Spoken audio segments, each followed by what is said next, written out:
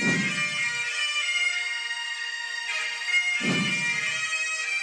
to that piece of lieutenant that's always on his podcast, bash us, him.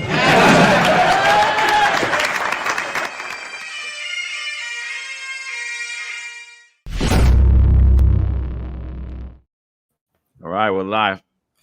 Good morning, everybody. Live, 8:05 Eastern Time, of course, on the West Coast here. 5:05 in the morning, bright and early, grabbing our coffee with our friends and listeners on the podcast. Good morning, Johnny Angel, 68, Deuces 300, Cactus Joe, 314, coming off a 3-day weekend, Labor Day weekend. Tell me, how's your weekend, brother? How was your uncompensated weekend? Hey, listen, it was good. You know, I actually did things. It's not like when I would come to work on Monday morning Tuesday morning after working Labor Day, not being off because I never had that pick because I was always a rookie in every rank that I ever got to. So I would come to work on Tuesday, and then you see the guy that took the back end pick on Labor Day, and you're like, why are you in work? Oh, I really wasn't doing anything. I'm like, wait. So you took the last week off of summer just so you didn't have to do Labor Day parade? You know, and I know I only did the parade twice, I think, but I did Juve almost the entirety of my career. Like, you know, so it wasn't I was just used to it. I honestly hated doing the UN more. I hated doing the Pride Parade more. I thought those were longer and more annoying. You know, they were good money, so I did them, but I thought those were more annoying. I never minded doing the Juve, but I always hated the guy. I'm like, it's the last week of summer. How come you're not down the shore right now? It's the best week. Nobody's there. It's like, that's the time I want to be there. Like, close out the summer, close out the beach. Yeah, so many people take that week for. I never did, honestly. If I was working now, if I was off, I would take the week prior to have off because it's the best week of summer. It is. It's the last week of summer. I listen, I got to admit, I was surprised throughout my career to find out that there were people that barely actually worked the parade or Juve. I worked both. Most of my career worked Juve, but I worked it almost every year. Whether it was the parade, Juve, sometimes both, you know, just stand on your feet for all those hours. And I wanted to work because it was a moneymaker. I mean, I think one time I worked 19 or 20 hours straight. I mean, anybody in the police department, retired, active now, that worked that parade knows you could easily do 19, 20 hours. And somehow, thinking about it now, like, man, how did I do 20 hours standing on my feet? It's exhausting, but somehow you do it. You know, you're thinking in your head, oh, I'm making some money. But I think it's something that every cop in the NYPD should have to do several times in your career. The fact that there's some people that never do it, it's kind of like a rite of passage. I think everyone should do it, especially if you're NYPD. That's a Super Bowl of parades. That's a Super Bowl event that every cop should take part in. I think every cop should take part in every parade at least a few times in their career. Honestly, I think every cop should have to do every detail X amount of years. I really do. It's something I never got, like the ducking and the dodging and all that. I didn't understand it. You're a cop. If you're doing that for parades, you're doing that on 911 calls. You know, if you're doing that for parades, you're doing that for a lot of other things. You know, it's like, I honestly, I thought the parades were fun. You got together, you know, if it was far away, you got, you know, all these went out there and like you had a good time. You know, I think the West Indian Day Parade is, it's one of the most scrutinized parades. And I think it really gets a bad rap, the West Indian culture, and it has nothing to do with the culture. You know, it's a historically violent parade. There's a lot of violence. There's a lot of rest. There's a lot of chaos. It does go on the longest out of any of them. You know, the first 2 nights are completely unpermitted. You know, you have West Indian people really dressing up, doing what they do back home, putting speakers on these trucks, and it's the noisiest parade you could ever hear ever. I never experienced anything that loud in my life, and I don't want to ever do that again. Stand there for night on night, hearing the blaring. I mean, it is like you can't hear anything. Someone could let off rounds right in front of you, and you won't hear it. But I think that, you know, it gets a bad rap because of where it happens. It happens on Eastern Parkway in Brooklyn, a notorious gang-ridden place in Brooklyn, and the gangs take it over. The gangs use it as a time. They know it's insane. They know there's a lot of people there. They know it's loud, and they use that to target each other, to go after, to shoot each other. And unfortunately, they put innocent lives in danger. And then, of course, everyone, the cops, everyone, understandably, the neighborhood, the community, everyone in New York City is like, why are we allowing this? I remember, it's funny that you say that. I remember one year working the parade, and you said someone could get shot right in front of you, and you won't even hear it. It's exactly what happened. One time I was working the parade. This was early on in my career, and I was shocked. I mean, I was in Iraq. I was in combat. I heard gunfire. But I was shocked because literally right in front of me, we heard what we thought was gunshots. But exactly that. We weren't sure because of the noise of the trucks. But it was literally right in front of me. Boom! Somebody went down, and the crowd went wild. But it was like a couple of seconds, and I'll never forget. Kind of everything stopped. And we managed to grab the victim, pull the victim out, and then the parade just kept going. And I was like, wow, this is wild. And kind of like set the crime scene apart. And I just remembered nothing stopped that parade. Now, if you actually think about it, in the grand scheme of things, I know people are going to say I'm crazy. It's an extreme amount of violence. But overall, I mean, this is packed. Anybody who's ever been to West Indian Parade and Juve, there's millions of people. It's the Mecca, and all these cultures come together. And it's really, if you actually compare the percentages, it's really not that violent. But the amount of violence that happens on one night, it's just insanity because all these people come together. And it's like, it's where these gangs settle their beefs. And it's unfortunate because some of these people, I mean, they really, it's part of their culture. It's the way they dress. It's beautiful. I mean, it is really nice, but unfortunately, it just gets overshadowed because there's just so much violence that comes with it.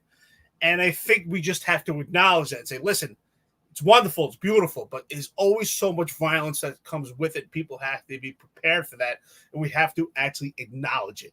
And that's what the key is. Not pretend that, hey, it's relatively safe.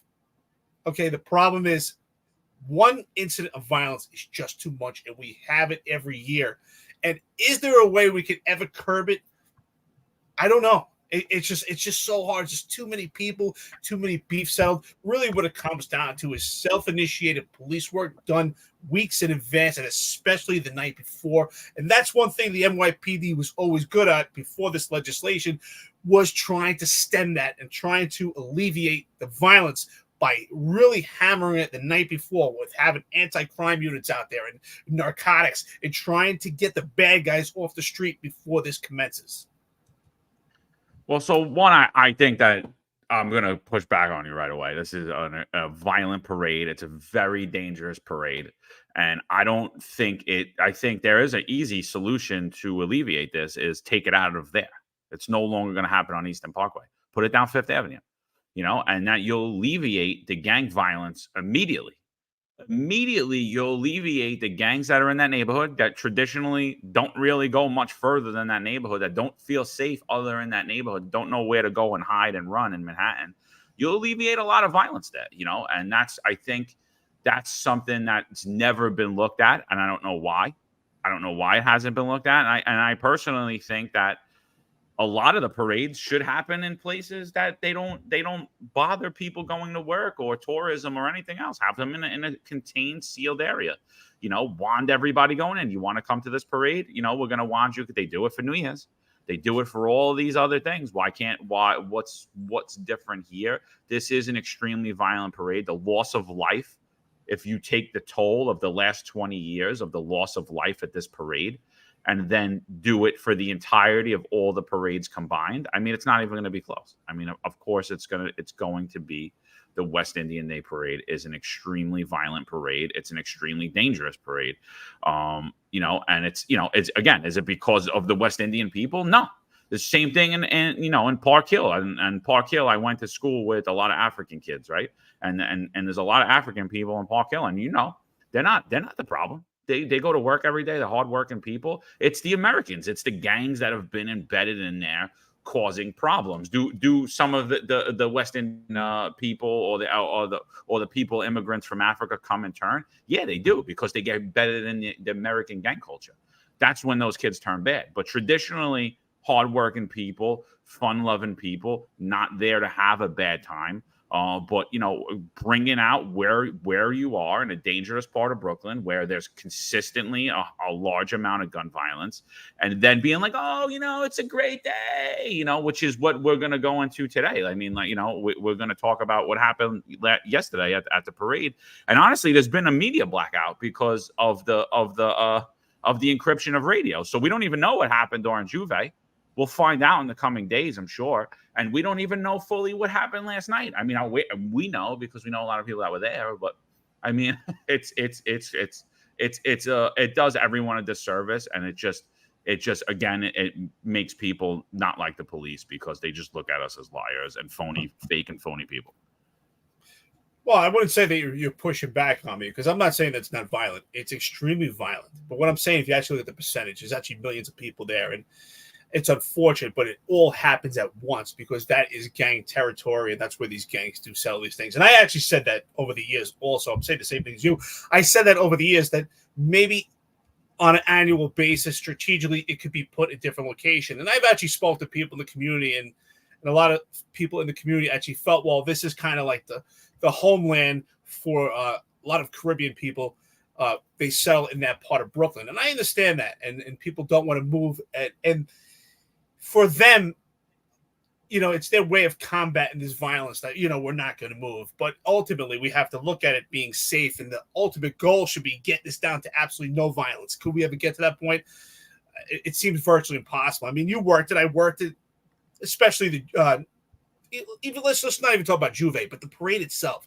It's something that people have never seen. That's why I think every cop should wear it, because it's just so crowded. There's so many people, and I think that's where they thrive to take the opportunity to settle their violence. Because, as I said, someone literally got shot in front of me, and I could not identify who the perpetrator was because it's a mecca of amount of people and the noise of those trucks and the ability. The reason why is because you can commit a crime on that day and get away with it no better than that particular day. There's no technology, to my knowledge, or no ability to actually identify the crimes that happened on that night in comparison to other days, because just the density of the people at the parade and at Juve, it's just extremely difficult. And that's the problem, is they settle it there. So strategically moving it in different locations could be something else. People have said just not have the parade all together.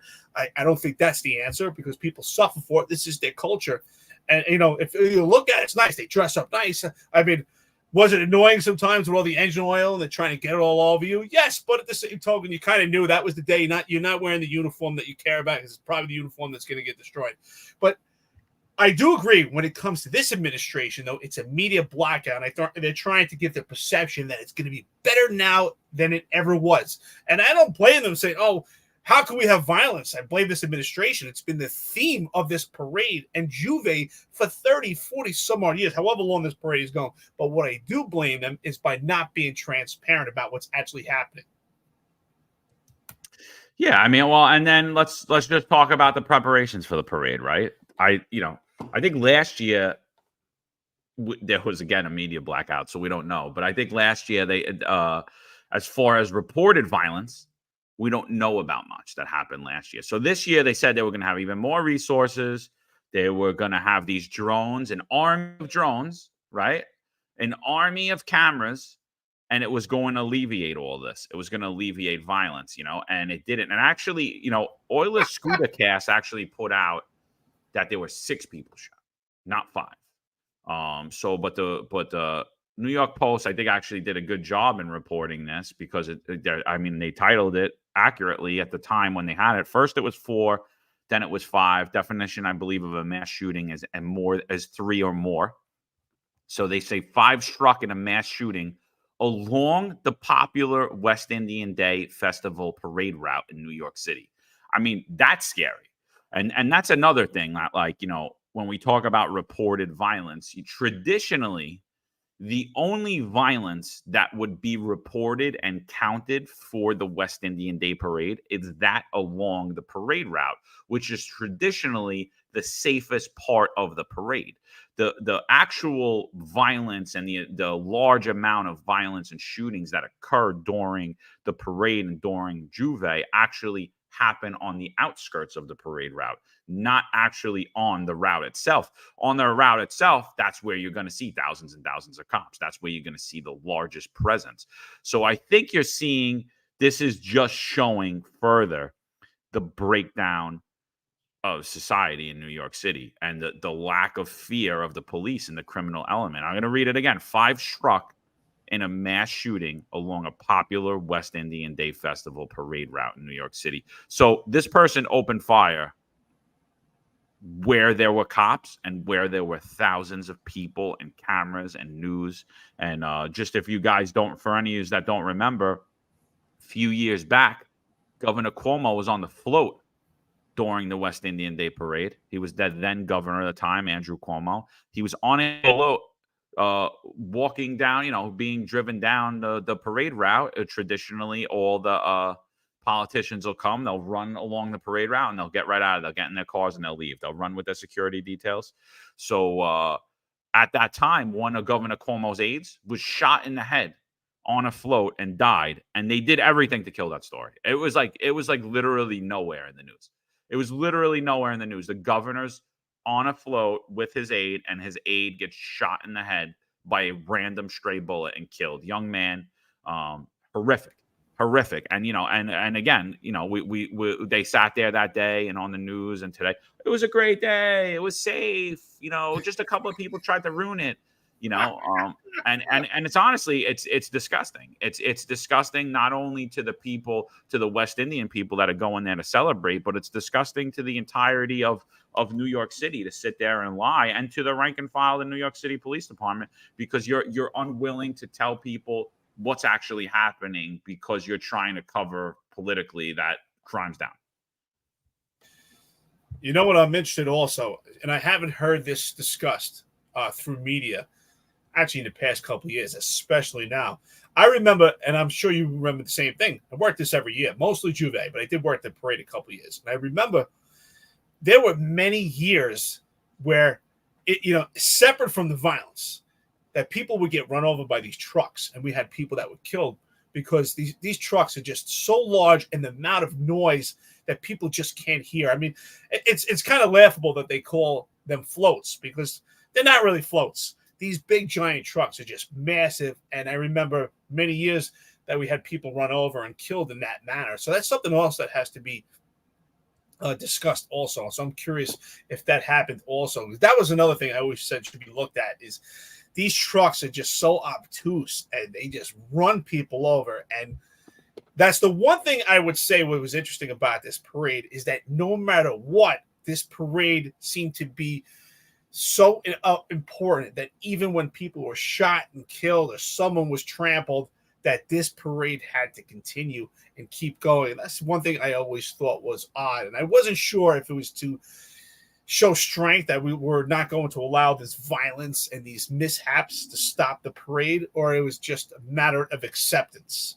So I was always curious about that, because, like I said, in the grand scheme of these millions of people, if 5 people shot in comparison to 3 million people being there, is that a lot? No, but it is a lot, because it's the amount of violence in one night. And again, I think the reason is because it's a token of opportunity, because the amount of people, the noise, it is the night to commit a crime. If you have a beef to settle, that is probably the best opportunity you could have to commit that crime and actually get away with it. Rick Engber says, you can't stop the parade. Only a strong justice system with sending people to jail for crimes will deter most bad people from doing bad things. This will never happen in most democratic cities. I mean, that's a whole nother angle to it. You're right. But particularly, I mean, I can't think of another parade like this in the entire country that is so massive, where people have the opportunity to commit a crime, but especially the West Indian Day Parade. But I will say this. The part that I find fault with it over the years that we did have, John, you have to admit, is that there was a different, I would say, a different style of policing, a different approach to the West Indian Day Parade in comparison to the St. Patrick's Day Parade, in comparison to Gay Pride Parade, or other parades. I think that's where we faulted, and I think because the police department feared backlash from a minority community, and the police department did allow over the years much more were more tolerable of things to happen. I remember being a cop saying, if people were smoking weed or they were drinking, openly drinking, and just to allow it in comparison to the St. Patrick's Day parade or other parades. And that's where it becomes problematic. Would you agree on that, John? I mean, yeah, I agree with you. I agree. Yeah. It's definitely, dude, it's violent. It's extremely violent parade. Corn pop asking people to assimilate into American culture without their third world violence is too much. Corn pop, I'm going to push back on you too, though. But I'm telling you, I really do you agree with me, Eric? Like, I really think it's the American culture of gangs that has came on these immigrants that has brought the violence traditionally in this West Indian Day parade. It's the culture of Brooklyn.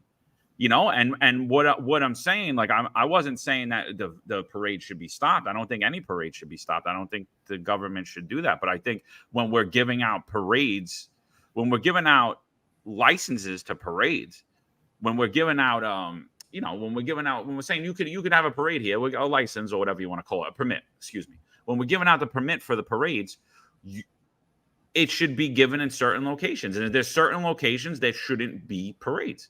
And I honestly think it should be always one location. If the St. Patty's Day parade's down Fifth Avenue, if the Columbus Day is down Fifth Avenue, if the Pride parade's down Fifth Avenue, why isn't the West Indian Day parade down Fifth Avenue? And honestly, if I was West Indian, I would take it as a slight. We're not good enough to go down West Indian. You just throw us over here in Brooklyn. And there's feasts in Brooklyn. There's festivals. There's the 18th Avenue Feast. There used to be the 20th Avenue Feast. I don't believe that still goes on. Those were Italian feasts, around, the Feast of Santa Rosalia, things of that nature. But they're not parades. They're just festivals. They're closed down. They're heavily policed. They're heavily controlled. There's not a lot of violence there. So I think that, I think traditionally that it's honestly, I think it's a very dangerous day and it's a very dangerous night. And even with the amount of people, I don't think it matters. I think it's been a failure on the part of our elected leaders. And honestly, and at this point, I'm going to say again, on the leadership of the NYPD. And traditionally, I would never say that. And I'm not saying that because I don't like them and because they've been attacking us left and right and trying to shut us down. I'm not just saying that. Like the fact that you can't even identify the problem at this point, it's like we're still here in the height of the information age when your solution to the problem is to ignore it. I'm going to say right now, you failed. Like, is it your fault that people are carrying guns and shooting each other or stabbing each other? No, it's not.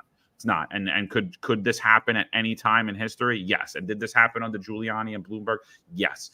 But if you're going to just sit there and ignore it and put the blindfold on and pretend like it never happened, they're just as guilty as the elected officials for empowering the criminals. I'm laughing. Rafael Ramos, hysterical brother. It says days later after working the West Indian Parade, I had Father Leader stuck in my head. LOL. I remember that. That's what I'm saying. Listen, there was a lot of fun. There was a lot of fun to that parade also. Absolutely. Unfortunately, it is overshadowed no matter what, even one incident of violence, because we don't want any form of violence, but there's just extreme amount of violence that is associated with that parade. But I agree with you. So when you talk about American culture in comparison to the West Indian culture, I don't believe that it's a third world problem. I believe we have third world problems now. But I believe the Caribbean people, especially, that this is a very festive event. It's festive in the Caribbean, and they bring that to America. And I can say that because I grew up mostly in Stapleton. And John, you worked in the 120 precinct, and if you remember, there was a huge divide in Park Hill, and there was a huge rift constantly. And I remember, and I living in Stapleton.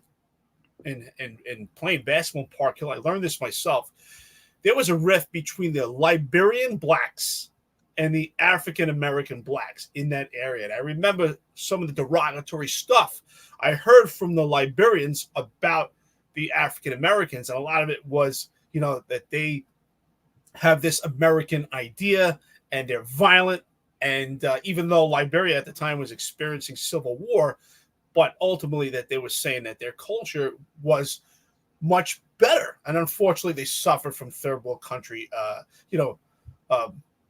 Marxism, communist ideas, which is why they had civil war, of course. But I do agree that a lot of it is actually the American culture, because we allow these things. I mean, we have, especially right now, it's a lawless society in New York City. And that's why I said we have to acknowledge it and not say, oh, it's the safest we've ever had. And the bottom line is say that no matter what, this happens on a yearly basis. We get it, that people want it, but there's an extreme amount of violence that's always associated with it. Ron Layson says in here that they changed the trucks to smaller, different types of trucks. I wasn't aware of that, but I remember those trucks. They were brutal, and they were so obtuse, and the noise that stemmed with it. And I said, how dangerous that was. It's separate from actually the gun violence that was going on.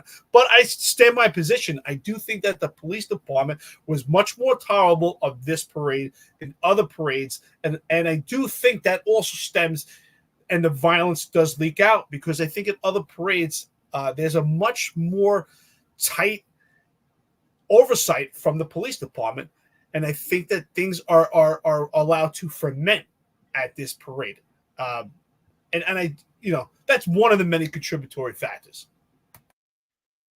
Yeah, no, that's definitely true. I mean, I when you say that, I flash back to the Staten Island St. Patrick's Day parade, where there was one instance of violence. It was a group of firemen that got into a fist fight. But traditionally, there was no violence. Nobody was killed, but there was a large brawl one year out of like the almost 20 years that I did that parade. It's a family day. It ends early. Was a brawl one time with firemen. But even prior to that brawl happening, and that was completely squashed, and I thought that was the funniest thing. It was literally firemen in dress uniform fighting other firemen that were wearing T-shirts. And on the front cover of the paper was the dude had his fireman shield was like hanging out. His gold chain was hanging out as he's fighting, and you saw his shield number on the photo, and he's throwing a punch. And the next day, the Staten Island Advance retracted the whole story, and they're like, "Nah, that wasn't fireman." But my point in that is, like, I don't know of any person that's ever been killed along the parade route in Staten Island. I don't know any person that's been stabbed. There was that one fight the one time, and even prior to that, we were told zero tolerance with drinking on the parade route, meaning we actually had a chief of Staten Island at one time. He ordered, thank God I was on the other side of the barriers. He ordered my buddy. We were just doing it. Easy day, easy overtime, whatever. We were doing the parade. He ordered my buddy to write a guy with his wife and his two kids in a stroller because he had a red cup and he was drinking a beer. He's like, zero tolerance. So, I mean, there's the heavy hand of the law, right? You can't even walk outside of your house and watch the thing with a red cup drinking a beer on St. Patty's Day. And then West Indian Day parade, when marijuana was illegal and we were enforcing it, don't enforce drinking, things of that nature, like leave it alone. And of course, that's something that it goes against the broken windows of theory of policing, the way that we police the West Indian Day parade traditionally throughout the years. It goes against that, and you're 100% right. It allows things to fester, and that creates more violence. And I think that's the main issue. But I really do think the issue with that parade is the location, and it just gives the gang cover and the loudness of it as well. And I mean, you could even go back into movies. I mean, you're the Godfather, right? When does he assassinate the guy on the block? When there's a parade going on, they start lighting the fireworks because of the cover of the music. Because I 100%, I could hear the whistle blowing. Follow the leader. Follow. I could hear it in my head as whoever said that, Rafael Ramos. I could feel it in my body doing it, but you can't hear anything. We were shot at one year, and we had no idea. We didn't even know. We didn't hear it. And then someone made mention to the amount of crime scenes that are lost and the evidence that's lost those nights and that day. I mean, that's another thing, I remember someone coming up to me, literally stabbed. And I didn't even believe him because he's like, yo, I just got poked. But it's such a crazy, hectic thing. I'm like, bro, keep walking. And he's like, no, I just got poked. I'm like, you serious? And he takes his hand off and he just starts squirting blood. I'm like, no. So I put your hand back. So I would put his hand back. I give him, I forget what the hell I give him. To like press his hand. I'm like, keep pressing it down. We call an ambulance. Ambulance gets there. I'm like, what happened? He's like, I don't know, man. We were just walking and these guys just came up to me and my friend just started stabbing us. I was like, where's your friend? He's like, back there. So I'm like, oh shit. So when the ambulance comes, he winds up surviving, thank God. We go back and his friend's dead. We go where he pointed. We find his friend just dead, laying in the middle of the street, stabbed up, dead. Heart's not pumping, no blood coming out of the heart, nothing. Huge hole that right there. And people just walking over him. And then we had to secure that crime scene. And honestly, that was the quickest crime scene I ever seen in my life. Detectives came like this, and that crime scene was closed. Like I couldn't. It was like within 20 minutes, 30 minutes, maybe. I had said years back, I had said, I think what I think it would be a good idea. Obviously, I don't know if it would go against the culture of this event because it's all supposed to be close proximity for Juve to the parade. But I think that's also problematic. I always thought the fact that Juve and then you go right into the parade and you have people out all night and they're intoxicated. And then now they're also part of the parade, and you have it's just too dense, too many people. And I don't know if this is something the community would be willing to do. I don't know if it violates the culture, but to have Juve on one weekend at one location and then have the parade separate at a different location another time. So you have that break in between, and you don't have all these intoxicated people, and you don't have all these people that were out there at night lurking and using the parade as an opportunity to commit the violence. Because what do you need to commit violence to get away with it is exactly what you said, John. You need cover and concealment, and the parade provides both. It provides cover and it provides concealment, and it's an opportunity. And also, what do you have? And that's why I agree with you on moving to another location, which is why I had said that in the past, on an annual basis. I understand what you're saying, always putting all the parades at Fifth Avenue. If you put the St. Patrick's Day parade, put the Gay Pride parade, put this parade, it isn't cumbersome for the people that do live in that area around Fifth Avenue. But if we did strategically move it around and we separated it from Juve, that would separate a lot of people. Like I said, you have cover, concealment.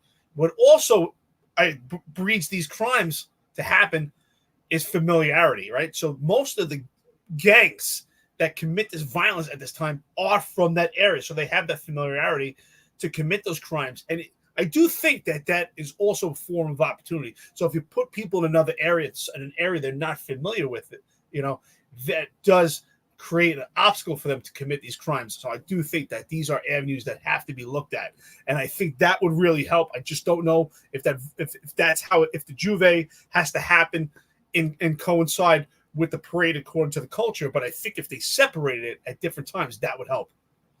Yeah, and just to clarify something I said, that he was shot at the parade route, Governor Cuomo's aide. That was not accurate. Thank you for pointing that out, whoever did. Cuomo identified his wounded staffer. So his staffer, Corey Gabay, a first deputy general counsel at Empire State Development Corporation. Gaby was walking with his brother near the Brooklyn parade route at 3:40 a.m. when he was caught in the crossfire between two gangs, according to police officials. The pair had been walking back from pre-parade party celebrating West Indian Day.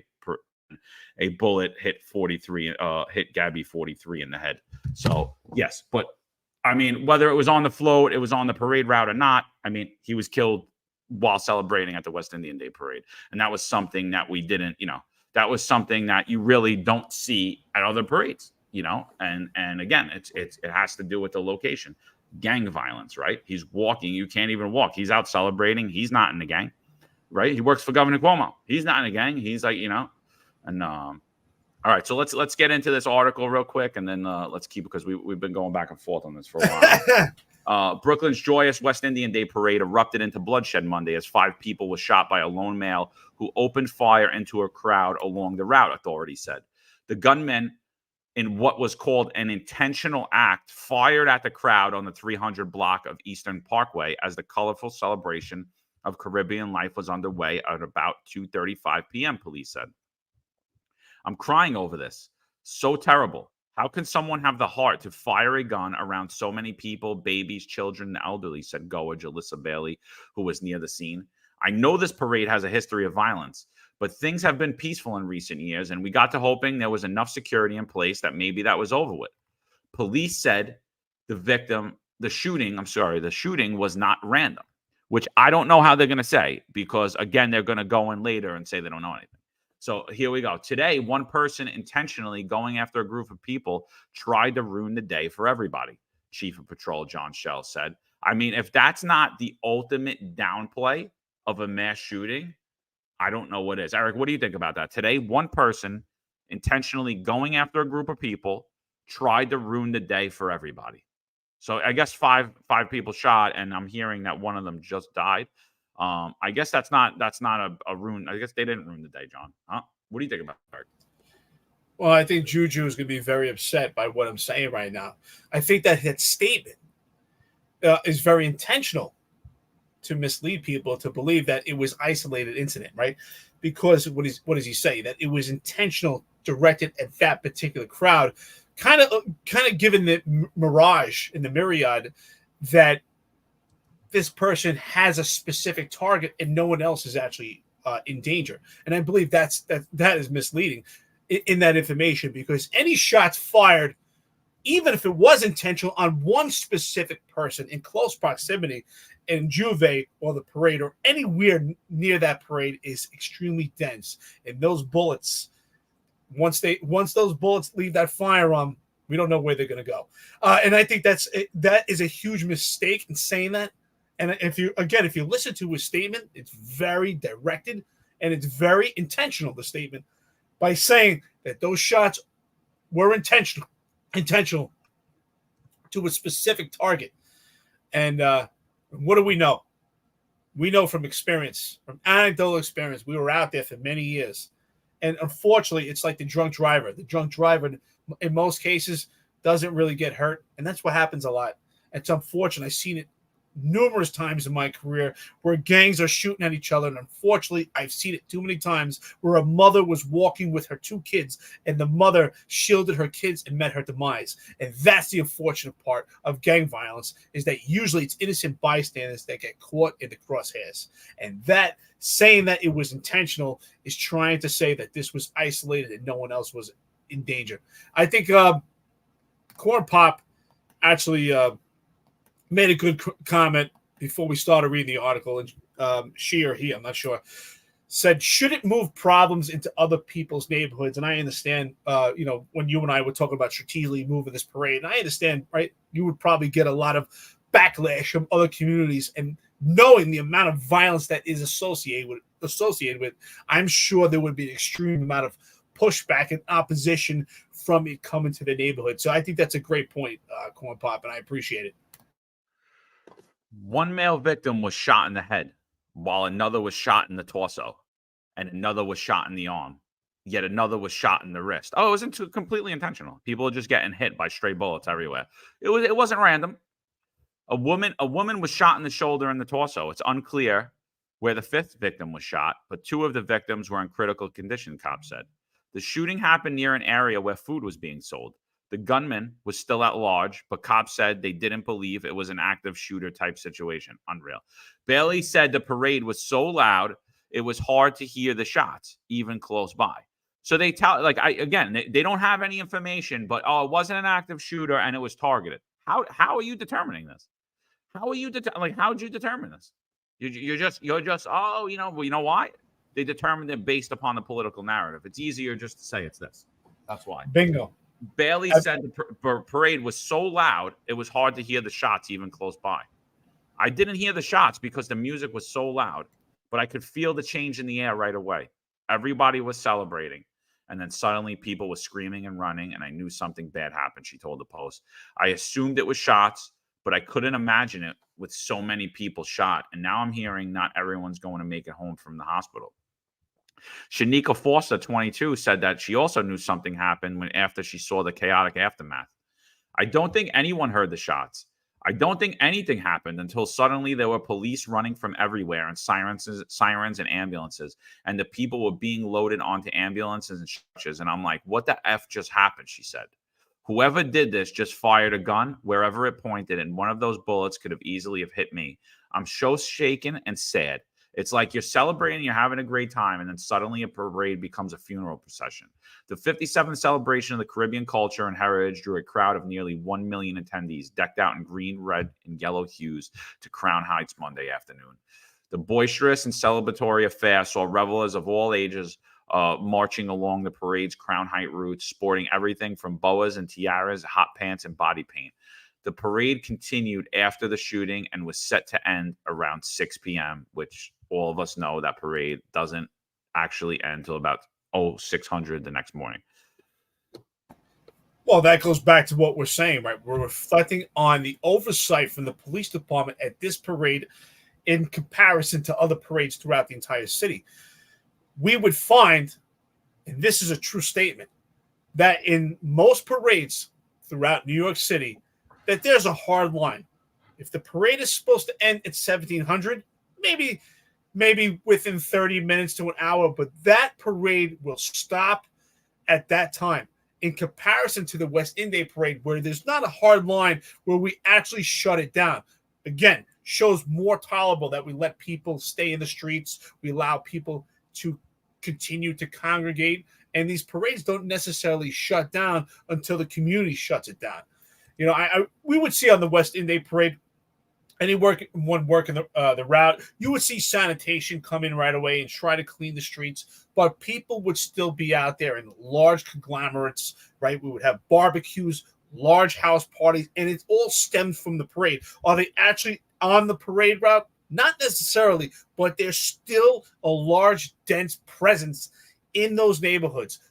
Loud parties, huge, still large barbecues out there. And is that necessarily a problem? No, but when you put all these people together, it's just extremely dense. And we know that as more time allots when it comes to these parades and the more hours that go on and people are intoxicated and they're in large crowds, it creates a huge obstacle and dangerous situation for the police, because once any violence does happen, now those police officers have lost the personnel that are detailed out to that precinct, whether it's in the 6-7 precinct or if it's in the 7-1 or the 7-7. And those police officers, I used to say my heart goes out to those police officers. You know, when after doing the detail for 19, 20 hours, we're going home. But now these police officers are working, maybe 2-3 cars out in the precinct. Maybe you have an anti-crime team, but they're left with more violence that may happen because there's still a dense amount of people that are in those neighborhoods and they're intoxicated.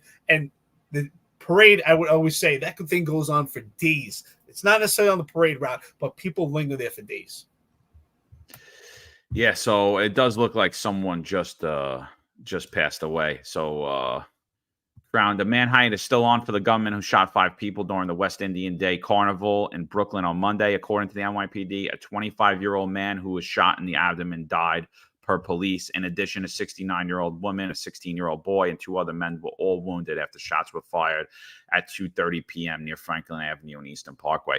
And again, do you believe that the 69-year-old woman was intentional? Like, does that seem like an intentional target? Everything's fine.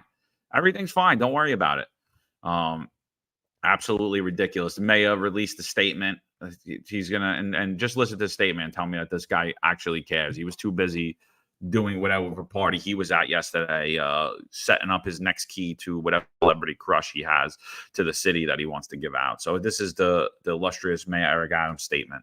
The West Indian Day Parade is a joyous event that celebrates the multitude of culture and diversity in our city. But instead of allowing all to enjoy a momentous occasion for our city, a gunman turned today's celebration into tragedy when he senselessly fired into crowd, hitting multiple revelers, and then ignoring the stabbings, the numerous other attacks on police, the numerous other violence. So there he is. Again, they're just trying to deflect everything. It's safe. It was intentional. Everything was intentional. Well, I think that's a great point that you've made. Again, that you just said. They love to play semantics, right? That's exactly what they're doing, is they're playing semantics by saying it was intentional. Exactly that. Was that 69-year-old woman the intentional target? I highly doubt it. But they want to box it in and make people believe by gaslighting them that, hey, they're only aim it at this specific target, at this specific location, and not many people were in danger, and that's farthest from the truth. And what they also don't mention, we don't hear, is they only speak about gun violence. And you and I know there's an extreme amount of stabbings, there's assaults, there's other forms of violence, and we get every year also, no one's mentioning the amount of sexual assaults and rapes that happen because of these large crowds. Again, cover and concealment, the opportunity. And we know from the culture, a lot of these women are very scantily dressed. And unfortunately, some of them do succumb to sexual assaults. And that's something else that's not mentioned because of the cover and concealment that is allotted at these parades. But here, Mayor Eric Adams, here he is, of course, gaslighting the public, along with this entire administration. It's just disgusting. More bullshit that we have to hear. Yeah. Crazy. Absolutely. Whoever's asking if Juju is Kaz Daughtry, he definitely works for him because nobody's on here with 3-4 hours with us every day. definitely a plan from the department. And there's a lot more he was watching and listening and then transcribing this podcast after. So shout out to all you guys that are getting paid to monitor our tweets and listen to our podcast. You guys are the real MVP.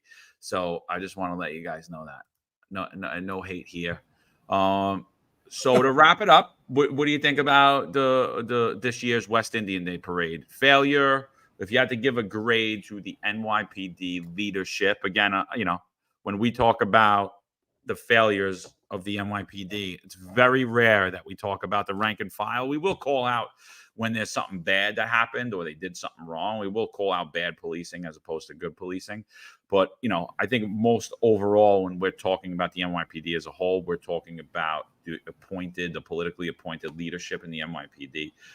If you had to give them a grade for this year's parade, what would you give them? It's absolutely an epic fail. And some people might say, like Juju himself, whether it's John Kaz or someone, on the clock doing their bidding for them to attack this podcast, they'll be upset by my statements, but it's an epic fail. The reason why it's an epic fail, I don't blame them for the all-out violence. It's something that's expected every year. Unfortunately, it's a byproduct of this parade on a yearly basis, despite any administration.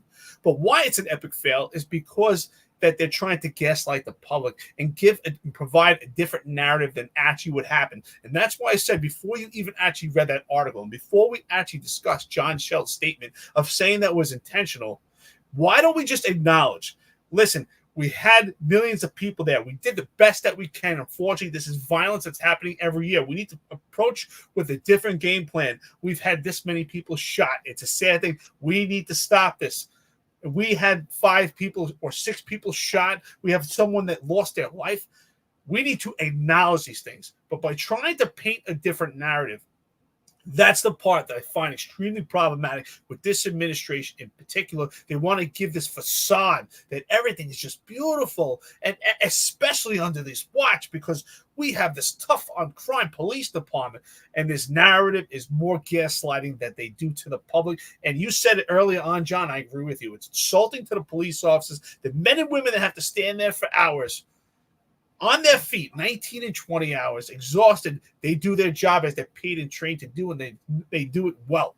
But the leadership is an epic fail because they're lying to the public and not telling the truth of what these police officers had to face. There's a lot of missing information. Again, I want to say, were there rapes? Were there sexual assaults? Because we know that happens every year. Did anybody lose their life or get severely injured from these trucks? What other types of crimes were committed? Were there robberies? Were there assaults? The only type of violence that we hear about is shootings, and they have to speak out it because it's the most obvious, and that's what's going to be reported in news. We need transparency, and that's why it's an epic fail, because this is the least transparent administration we've ever seen. And it's ironic. It's the time where the police department is expected to be more transparent than ever now because of the accountability expected by the public, body cameras, all this oversight, and yet it's the least transparent that we've ever seen. And we have all these independent journalists, and yet we don't hear information from independent journalism because it's a media blackout. Well, again, they removed transparency for the journalists, right? They encrypted the radio, so the journalists are only getting what they hear from where they're on the scene. They're actually spreading out to try to figure out what's going on. And then when you jump across the Brooklyn Bridge in Manhattan, This is going on in Manhattan at the same time yesterday. So, we have two major events happening in New York City. And this is another thing. You don't see this on the corporate media, and again, we're going to stop calling them the mainstream media because they're just not getting the views to be called the mainstream media. They're called the corporate media at this point. And even Bootlicker News New York City, he's a bought and sold paid puppet for the NYPD. I mean, he went from being a Black Lives Matter, an Antifa guy, to a Black Lives Matter guy, to an anti-police reporter, to an independent reporter on the migrant crisis, to now he just bootlicks up all day long for Eric Adams and the NYPD and talks about how great a job they're doing. So, I mean, you're seeing a lot of the media, and then, again, they try to intimidate the rest of the media that's out there talking, people like myself and Eric trying to be either shut us down or intimidate us into silence because they don't want to hear it. But this is happening in New York City at the same exact time. So when it relates to the West Indian Day Parade, when it relates to public safety overall, I give them the lowest grade that they could possibly get on the scale. I don't know what that is, but at this point, this administration does not have the integrity to properly achieve public safety in New York City, or to even be honest with the public. I think at this point they should all be removed. This is a disturbing fact when, we have things going on in Brooklyn and Manhattan at the same time. And, it's not even being discussed, Eric. Like, they're not even talking about this. Like, if I didn't bring this up, most people wouldn't know that this even happened yesterday. Most people wouldn't even be aware that this took place yesterday. Yeah, the city was succumbed with violence, right? We're talking about different locations. While the West Indian Parade and the crimes that are facilitated because of this parade, the opportunity that they have at the same time, simultaneously, we have crime right over the bridge. It's out of control. The city, it is lawless. That's the bottom line.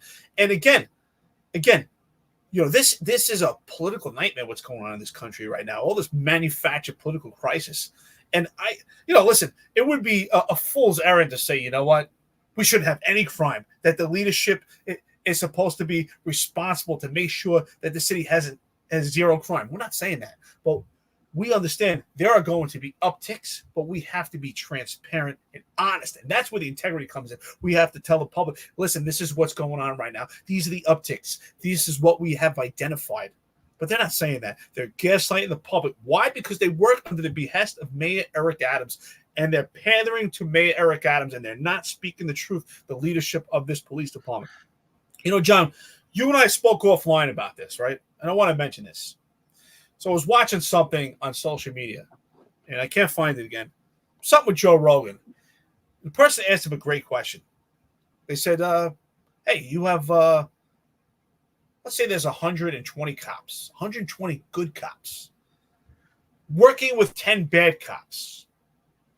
How many bad cops do you have if the 120 good cops allow the 10 cops to be bad? How many bad cops do you have? I failed math in high school a lot, but 130 bad cops. Exactly. So that's why I say the same thing goes. If you have, let's say, I don't know, rhetorically speaking, let's say we have 10 good chiefs in the New York City Police Department, but we have 5 bad chiefs attacking the public, attacking a podcast, and no one says anything about it. How many good chiefs do we have? How many bad chiefs do we have? Yeah, exactly. You have a lot of bad people in here. Look at this. This is John Shell's recap. I'm going to read it for you because I know it's too small for you guys to see. Today's West Indian Day Parade was a vibrant celebration of Caribbean heritage and pride. From colorful costumes to lively dances down the parkway, the festivities were amazing. NYPD officers maintained a high visibility to ensure a safe environment for everyone. I mean, I'm honestly, this guy couldn't be any sleazier to me. And here he is with his buddy Al Sharpton over here, the race beta Sharpton, and his boss Eric Adams. I mean, this guy is like, it's disgusting. I don't know how this guy sleeps with himself, and I do, with a gut full of alcohol in his belly, because that's the only way I'd be able to sleep with myself. Because there's something that is a disgusting post. If you want to talk about how the violence doesn't represent the great people of the West Indian culture, I'm with you. If you want to talk about that, there were a lot of people enjoying the day. I'm with you. He just completely disregarded that 5 people were shot, that a lone gunman shot into a crowd, and that somebody lost their life just to maintain the political narrative that crime is down and they have everything under control. They're disgusting. Juju, even you're disgusting. You're getting paid to be on here right now like a real loser. We don't care because we love our haters because they help the algorithm. They help us break the censorship. So stay on as long as you like, comment as much as you like. You're actually doing us a favor. But this is absolutely disgusting. What do you think about this statement before we end this? Oh, absolutely. You know what? Honestly, at this point, I feel sorry for John Shell and Kaz Daughtry, especially John Shell at this point, because he's got himself in quicksand. You know, he was initially living this lie and playing pretend, but he's gotten to the point that his lies have to lie for other lies to keep this going, because no longer can he actually admit the truth. He's so dug into this. He has to play pretend and stand there and smile, because I'm sure this is probably eating him up at home. That's why he's out drinking late at night and he's tweeting like crazy, because I believe he's fighting with himself, because he knows the stuff that we're saying is true. It's honest. He knows it, and he's to live with that. He's to live with this lie, standing there smiling. But now listen, we're not saying you can't smile with these people, but at this, at the same token, you're playing pretend and you're not being honest. Yeah, there's a lot of festive stuff going on, but you're the police department. You were there not to see the festive stuff. You were there to keep people safe. Just like I used to say, as doing anti-crime and, working in plain clothes, I wasn't there to have a good time with the people. There's most of the people there were great in the South Bronx and the Lower East Side and Stapleton. Most of the people were great, but I wasn't there to enjoy the festivities. I was there to get the bad guys off the street. That's what John Shell forgot. You're there to get the bad guys. You're there. That is your forte. But you stand there, smile, and talk about how you're having a good time is just a complete lie. How could you have a good time when you don't really get to enjoy the good time? When most of the people there are good. Your job was to focus on just the small element, the bad people that are there that actually create extreme amount of violence. Another thing that really, I have the picture somewhere and I can't pull it up, and I just don't want to stay on this for the entire show. And we've been on this almost an hour already. But what do you think about Deputy Commissioner Operations showing up at the West Indian Day in a full gun belt with 2 magazines? I was like, to me, I'm like, is this the first time that he did the parade? Because he looks scared to me, because I've never seen him wearing a gun belt. And again, I know they're hiding under this, they're like transgender officers. They're kind of civilians, but they still have the power of a uniform. But I really think that they should either be considered civilians or they should be considered uniform. And I mean, to watch Tariq Shepard in a full gun belt just tells me that he was afraid. What do you think about him wearing the gun belt? I haven't made my decision yet whether it was him being afraid or showing off. I take it as him showing off, like, I'm a civilian, I'm DCPI, but I could wear my belt and do whatever I want. Listen, is he timid and afraid? Could be. I don't think he has much police experience. I don't think that Tariq Shepard did this parade often. I would highly doubt it. From the information that I have, credible sources, he wasn't much of a cop throughout his career. I mean, we know his arrest record, but despite that, just was he, I can't base everything on arrest. There are other facets of policing, but what I see is someone that's showing off. I mean, we know that he approached a podium wearing an ESU type gear. He's got his full gun belt out. I think now he's playing the part more than ever. Now that he doesn't actually have to do the work, he gets to play the part and play the game. So that's my interpretation. Yeah, I think he was afraid. That's just my personal opinion. But, and you see the photo of Shell here too, and he's got his magazine sideways. So we were going back old school. So old school, that is not the proper way to wear your magazines. Your magazines have to be upright. Officers will get in trouble for wearing their magazines as such. And again, it just shows that it's do as I say, not as I do. Christopher Dabrowski says, because the bad overlaps the good, the press loves disaster. Chris, I'm going to push back on you there because I don't think that, I'll tell you right now, if that was a male white shooter, and it could be identified as a male white shooter or potentially could be identified as a male white shooter, this would be national news right now. This would be a mass shooting. Democrats would be on TV talking about how they need to take away law-abiding citizens' right to carry guns, how we need more gun control. All of these things would come out. So you're not seeing any of that. I mean, I think even by far, I think the press has downplayed it just because the Post put mass shooting in a small headline that's already out of the papers today. I don't think, and again, someone lost their life, but here's John Shell smiling. And then, if you look at the thumbnail that I'll pull up that we did also, I'll pull that up at some point, probably by the time we get out of here. You see Kaz Daughtry dancing. He's taking photos dancing. I mean, like, you're not there to take Twitter photos. You're there to ensure public safety. Gloating on Twitter and on Instagram is not ensuring public safety. Walking around with a massive, when you're a police officer, you're a high-ranking police officer, and you're walking around with a massive detail, hundreds upon hundreds of cops. That just shows that, one, you're inept, two, you're scared, and three, you really don't have a plan. Your plan is to just pretend everything's fine, and this is clearly what John Shell did that day. Let's just give a shout out to Crazy 107. He donated $1.99 to the channel. Crazy, we appreciate you, brother, and thank you for your insight always. Yeah, Crazy 107. I appreciate it. Crazy 107 has left money here several times and donated to the podcast. Thank you so much for being a friend to the podcast and listening, especially being on the lives. The lives by far, I think, is the best engagement that we could have. And I think going back to what you said, I think that's the mistake, that's the mishap, and that's where we missed the mark. When it comes to the police department, the idea of having community engagement is by going around and taking part in the festivities and smiling with them. And I actually have a different approach. I think that, and that's why I said I didn't get to enjoy the great stuff that goes on in the South Bronx, in the Lower East Side, and also in Stapleton, because I was doing police work and I was looking for the bad guys. And the same thing, I think that Kaz Daughtry should go home feeling like, man, I didn't even get a chance to see any of these festivities because I was focused on on targeting the small element, the perpetrators, the persons of interest, the subjects that actually create the violence. I didn't get a chance to enjoy the festivities, but and unfortunately, that's their ideology of community engagement by dancing around with them. And yeah, it's a nice gesture. But is that really what you should be doing? Is that how you should be spending your time? Your day should be succumbed with making sure that there's as little to no violence.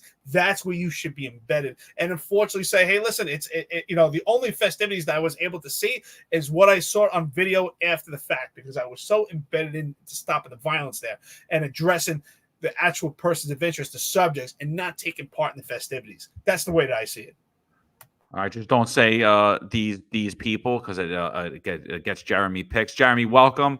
You are the MVP today. Thank you, sir, for coming on here while you're being paid instead of protecting the people in New York City. We appreciate you.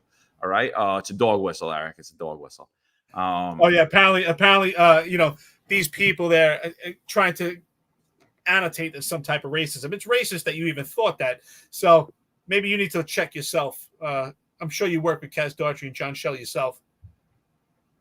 Yep. And Crazy 710-7 says this is the first year the public hasn't been able to hear the radio transmissions of the carnage as it happens. I mean, and more importantly, they just removed transparency out of that. So we don't actually know everything that occurred. If not for the independent reporters, the Freedom News TV, the reporters on the ground that actually aren't in bed with Kaz Daughtry and John Shell, then we'll know. Then you'll know. But even that, they're not going to be everywhere at one time. Most of these people aren't, they just can't be. They can't be everywhere at one time. So, all right, listen, we have about 420 people in here. Appreciate everybody joining us this morning. We're going to start to switch topics. We just talked about the mass shooting along the parade route of New York City's West Indian Day Parade. We gave a little historical analysis of it. We believe overall the parade was a failure in public safety, as it has been for most mayoral administrations across the city and for years and years to come. And I think just now we see how little now the NYPD actually values life. As you see, Chief of Patrol actually celebrated as it was a great day and didn't acknowledge that 5 people were shot, including a 67-year-old woman, and 1 male lost his life. So there we go on that. It was a viral video that we were sent a bunch that I think a lot of people want to talk about. But before we do that, could you guys just do us a favor? Could you like this channel? Could you subscribe to this channel if you like what you're hearing? You know, if you're getting paid by the New York City Police Department, don't worry, not you. But we will be going subscriber base, so we expect a lot of subscribership from the mayor's office, from the NYPD, from DCPI. So we appreciate you guys as well too. So because we're going to be doing subscriber only content on that channel, so we're looking forward to that. You guys are going to have to get charged a little bit more than the average person though, but that's fine. But yeah, so a viral video came out about a police inspector, and so welcome to the segment of the show that I like to call things we're not allowed to talk about.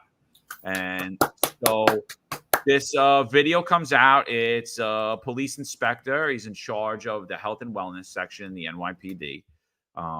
This comes out, and it was sent to us, honestly, dozens and dozens of times. I don't think we shared it the first few days, but it just keeps coming in. So we'll put it out there, whatever.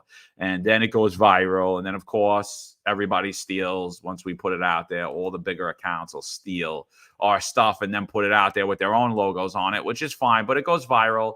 And, of course, the bootlicking always comes in, right? The bootlicking always comes in, and it's like, instantly, I'm getting nasty messages, instantly getting threatened by people that I worked with or didn't work with or all this other stuff. He's a great guy. He's this, he's that, he's that. Okay. I don't know him. Eric doesn't know him. We just put the video out there. I think Eric gave a brilliant analysis and breakdown of the video. I thought it was spot on. I don't think anything we do are ever personal attacks. We go based off of the information that's given out by the New York City Police Department. And from what we see on the video, we give our anecdotal experience and our opinions on it. And, a lot of people don't like that. It's like, oh, I love what you guys do, but just don't talk about this guy. It's like, nah, I think we're going to talk about this guy. I think we're going to talk about this incident. I had a couple of guys that I worked with. I think that they work for him now, literally. And, I won't call them out, and it's not going to go anywhere, but like literally threatening me. I know you, this, that, the other thing. Don't you dare talk about him. He's a good man. And I'm like, these are people I haven't heard from in 3 years. Anyway, I'm doing fine, guys. So thanks for checking on me. I'm doing fine. Yeah. Myself and my children are doing fine. Those 2.5 years without having health benefits, without having pay from the New York City Police Department, because I was being coerced by the New York City Police Department, money of which you who were threatening me did help coerce people into putting something in their body they didn't want, but I wouldn't bend faith. And because of that, you guys all pretended like I didn't exist, and some of you even wished death upon me and my children. So yeah, I'm doing fine. Thanks for checking in, but I'm just going to take those threats and brush them to the side, and those aren't going to ever go anywhere. But don't ever come out of your face on me again on anything like that and start threatening me. And when we see you, I see you in person, we'll talk about it. So I want to preface this actual incident with several things. First thing I want to preface this, despite any rank, I want to say this, and this is not just to the NYPD, because we have other listeners and friends throughout the entire country that join us on the live podcast. We do not expect anyone to place a subject, a person of interest, under arrest solo, especially if they're non-compliant. Someone is compliant, that's just a different story. But if there's any form of non-compliance, I don't expect any police officer, despite any physical stature that they have, to place someone under arrest. And as I always said, it's not one person that you're dealing with. It's because it's one entire incident, especially in Metropolis. I also will preface this by saying that John and I both do not know this inspector. His name is Mark Wachter, on a personal level. I did receive phone calls and texts constantly in defense of Mark Wachter. This is not a personal attack, unlike the personal attacks that have been opposed and actually driven towards John and myself. This is not a personal attack. This is an assessment. It's a fair assessment. I believe that that's what we do here, despite any rank. But I will say this: and prefacing it with this information, there is context missing from this. So we're going to give an analysis based on the actual portion of the video. So we're not foolish, and we're also not blind to the fact that there is context missing. So we're going to give our analysis based on what we see. But I will say this: the amount of effort that I observed in defense of this particular inspector, it's great. But it also pains me to think, well, are people doing it because they genuinely care about this inspector? And I'm sure some do. But maybe because of his position, maybe some people owe him a favor. It's very possible because, and the reason why I say that is because we have a retired police officer. His name is Juan Perez, who's going to be sentenced on September 9th. And I barely saw anyone provide any support to Juan Perez or other police officers. Why are we not supporting them with the same amount of effort that we saw yesterday, where people defending Inspector Mark Wachter? And yet, it's not a personal attack. And let's be honest, there's an extreme amount of mistakes that occurred. Now, I'd like to read out my actual post, and then we'll get into it. But I want to read out my post, because this is something I used to teach my men and women. So I said, here is an example of horrible tactics applied by law enforcement of any rank. Why do I observe cops of any rank attempt to put cuffs on a non-compliant subject without having control of the person of interest prior to applying handcuffs? This is stupid and clearly reflects the NYPD, as most law enforcement agencies lack training. I always taught my men and women to have control and positioning over their adversary prior to placing handcuffs. As the most complaint cop and outed for masculine tactics, I do not approve this maneuver by this white shirt. This is an epic fail. To all my cops out there, do not, and I say this again, do not remove your cuffs until your adversary is ready to be cuffed. Going toe-to-toe, squared up, and trying to apply cuffs is stupid and ineffective. Be safe out there. Handcuffing a perpetrator is a game of chess. In chess, we do not try to knock over the chess pieces, but rather maneuver through the board strategically. Placing subjects under arrest is the same game. Be smart, think smart. John, what are your thoughts? No, I thought it was a brilliant analysis, and listen, I give props to anybody on New York City streets right now wearing that uniform. I do. So just the fact that he remains on the job, he's out there in uniform. It sounds like, from what we know, when he goes over the radio, you'll see that he's doing a paid detail. I traditionally never did paid details. I'd rather do overtime in uniform when it's sanctioned by the department, which paid detail is sanctioned by the department, but you're actually getting paid by a corporate entity. The money's non-pensionable. And I think at this time, you're going to put yourself in precarious situations that you shouldn't really put yourself in when you're not technically working for the New York City Police Department. We see a very left-wing city council. We see a very left-wing media, a very anti-police bias. And if this instance went bad, let's say Mark puts this guy into a chokehold, he could potentially be getting arrested and being indicted for, same way as Juan Perez, right? So I believe, what we see here, I don't know if he observed something on the street and he was driving and he stopped his car, or I don't know if he's taking action based upon his duties and the paid detail for whoever he's assigned. To me, that's how it looks. It looks like this was a shoplifter. Just another thing that about paid detail, I don't believe that any executive should be doing paid detail. I know you guys can't make money, but I think it's a bad look. I think regardless if you were the police at one time or not, you traditionally have probably been removed from policing for about 20 years. I don't think that will remove all of your knowledge of policing, but I just think you're not gonna take a collar if it comes up. You're not gonna voucher the bag after he left it. What are you getting involved? Like don't pretend to be the police. Just let the cops, the sergeants, and the lieutenants do the job. I don't think any executive should do paid detail at all. Eric, what do you think about that before I play the video? Should executives be able to do paid detail?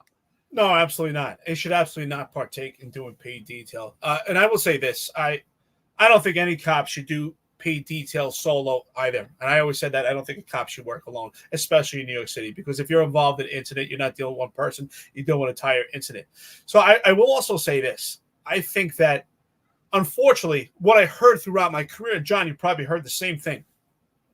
When people would get promoted, not everyone, some, I would hear, I'm not a cop anymore. I won't be a cop anymore. And I always had a problem with that. And I would question and say, anyone that says that, I have to question, were you actually ever a cop? And there's an honor to actually be referred to as a cop and not necessarily a police officer. And the reason why I say that, and this is why I held my superiors in the Marine Corps with such high regard, is because what's so interesting about the Marine Corps is that the default position for any rank is every Marine is a rifleman. You're a Marine first, and then comes your job, and you could be a leader amongst other Marines. And that's always this, that's always the thing about the Marine Corps is, what do you call a general in the Marine Corps? Marine. And I found in the police department that there are plenty of people that get promoted through the ranks that do not want to be called a cop. They want to be called inspector, chief, or whatever the rank is. And the default position for any rank should be being a cop. Now, I understand. Some people do inside gigs, work in mental health and wellness, just as we see Inspector Mark Wachter here. But the default position should be a cop. That should be the default position should be the basics and the fundamentals of policing, and your job should be secondary. If you're working in mental health and wellness, if you're working in another facet in the job, if it's an inside gig or not, the default position should be the fundamentals of policing. So that means you have to maintain, stay in shape. You have to stay evolved. You have to know what's going on out there, and you always have to be prepared. And if that means you're going to be inside for 20 years, then you have to make it a point that you stay sharp, that you continue to train, and that you actually continue to practice situations. Maybe you make sure that you go to some type of annual training. And if there is no type of training, well, then if you're a higher rank, you need to speak up and say that we need training because we're inside right now and we don't have that same accessibility. I do anticipate, just as if you're a fighter, if you're not fighting for a long period of time, you're going to have ring rust. I do understand that there may be rust, that if you're not out in the street every day, you're not going to have this timing and understand timing and distance that someone who's out there doing it every day. But what we see in this picture, it looks like there's many years that have been lost. And unfortunately, I question if this person was actually an active cop because I see things missing. And if that's the case, if that's not the case, well, then the other factors have to be discussed about, well, maybe that I can't say what he felt, but it looks like he may be hindered and he is not completely committed because he's doing paid detail. And that's always a problem. So I always say, if you're going to make an arrest, okay, you have to be committed. You're either all in or you're out. And sometimes when I would have men and women working for me, and I always say we have to be all in. If someone felt kind of hesitant because they had something to do the next day, or they had, something was on their mind, we all have those days. I would say put a 28 in. You got something to do tomorrow, then put a 28 because I need you all in. I need to know you can't go out there and get yourself and the team killed because your mind is on tomorrow or you're hesitant. You're either all in or not. And I see that he didn't appear to be completely committed to the arrest. Maybe because it's paid detail. Maybe the person's emotionally disturbed and he doesn't want to make the arrest, but he doesn't appear to be completely committed. Yeah, and I think the part that you're talking about, muscle memory, is really, I think that's another thing that's missing here too. And like, I think that's people are jumping down our throat about it. And it's like, I just started playing basketball again recently. And from the first day I started, my shot's off, my timing's off, right? If I get an open layup, like my timing's off on the gather up to the basket, my stamina is not what it used to be. But everybody on that court, from the first, and these guys were playing basketball for years. They never stopped playing, and they were good. And everybody on that court was like, "Oh, wow, you're pretty good. You play basketball?" And I'm like, "Yeah, I played when I was a kid. I stopped playing the last few years, but, I want to get back into it." So I started playing. And so the memory's there. And the same thing, I think, when you're making arrests, right? Like if I had to go make an arrest right now or affect arrest right now, if I had put me in any situation right now, like you said, my timing might be off. I might look a little awkward on some things, but the muscle memory and the tactics are going to be the same over and over again. And just here, right here, I don't recommend anyone moving in on anybody by themselves. That's one, right? Like you like this is a big dude. You could tell this guy's strong. He's in shape. I don't even care if he's smaller than you. Call for help. You by yourself. Get another car there before you even make the approach, right? And then keep your distance. Like, that's not a safe distance right here. And we know people have quick reactions on the street. And that, to me, is not something that you'll lose in years of not doing it. And I agree with you. I was in an inside position when I ended my career. When the riots kicked off in New York City, I came into work early that morning. I put my uniform and I was fully ready to be deployed. I walked down the minute they called for everyone to go, and I volunteered to go out, right? That's what we're there to do. We're the police. We're not there to sit there and not do that. I'm not saying that he's hiding from the street or not. He just has a different assignment.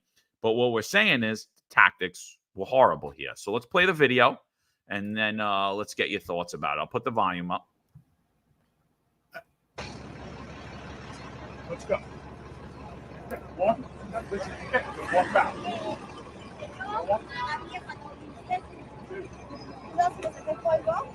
Yo vi donde esa ropa, entonces cuando yo la vi, Walk back.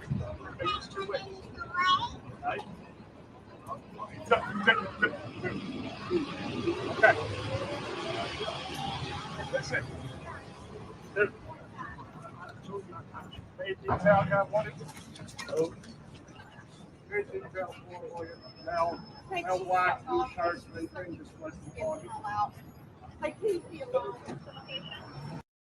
So what's your thoughts, Eric?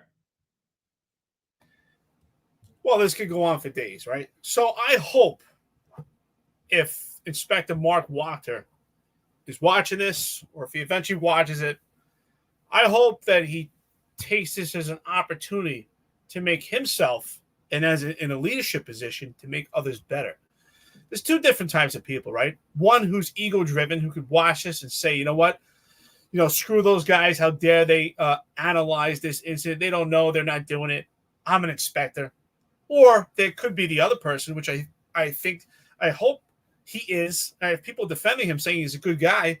Hope he takes this opportunity to say, okay, what mistakes did I make here? Maybe I need to go back to the drawing board and say, you know what? The default position should be a police officer. It should be because at any token, with a diminished police department, I may have to be relocated from my inside position of mental health and wellness, which is extremely important, but I may have to actually go out in the street. What if there's a full-scale riot? I mean, right now, we don't know what's going to happen with these illegal aliens. I mean, what if we have all-out riots in the street? Pretty much, major problems in the street that the police department has to address. And we need all hands. You need to be at the ready. So there's a great book by John Maxwell. I talk about it all the time. It's an extremely small book, How Successful People Win. One of the things that successful people win is by analyzing their failures and not saying and putting blame, by actually making those failures into successes. So I'm hoping that he makes this failure into a success by saying, okay, what mistakes were made? How can I be a better cop so that I could also be a better leader? Because again, I said the default position should be a cop. You should say, I'm a cop who leads other cops. I hold the rank of inspector. So first thing I want to say is this. He doesn't appear to be totally committed. Seems at first to be unsure if he's going to ask him to leave or if he's going to make the arrest.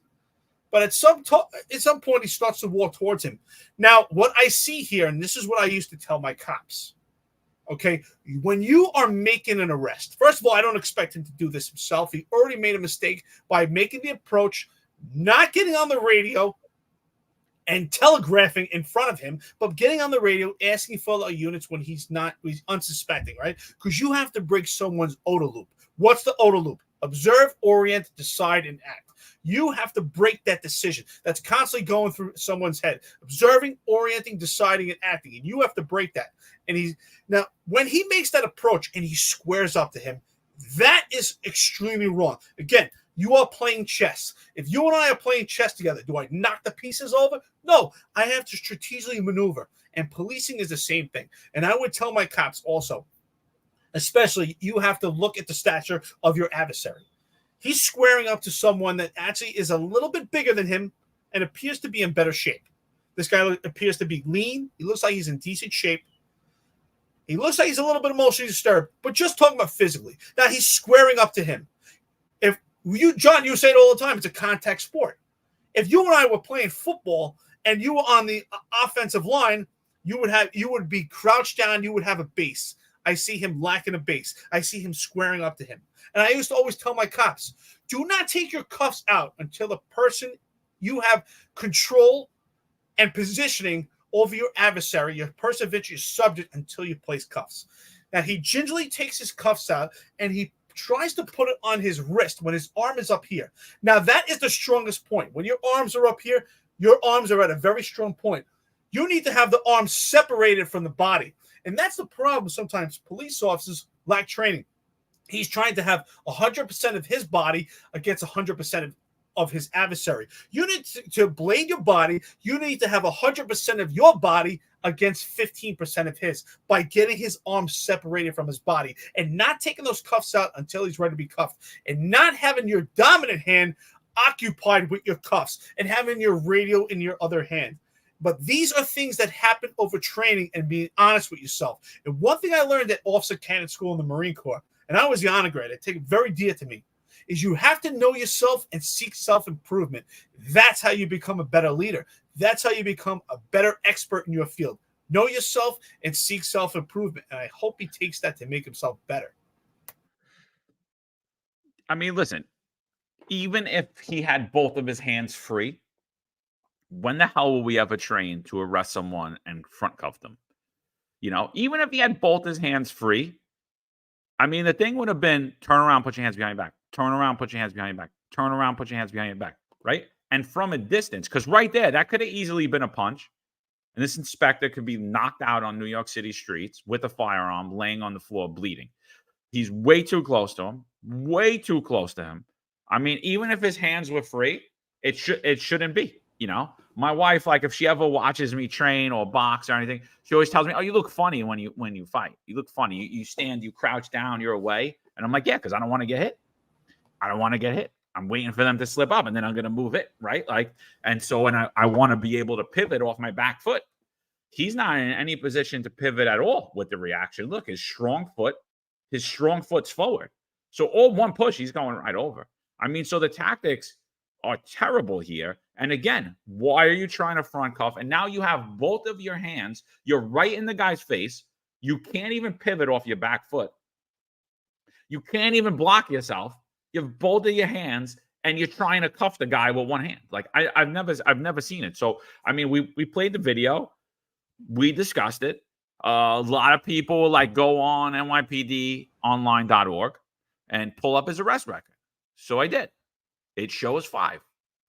I could pull it up here. I'll pull it up for you guys. He shows 5 arrests. I put it out. We received numerous reports saying he doesn't have 5 arrests. He has 150 or whatever the number was that people were saying, you know, his stuff's not in bads. I don't know.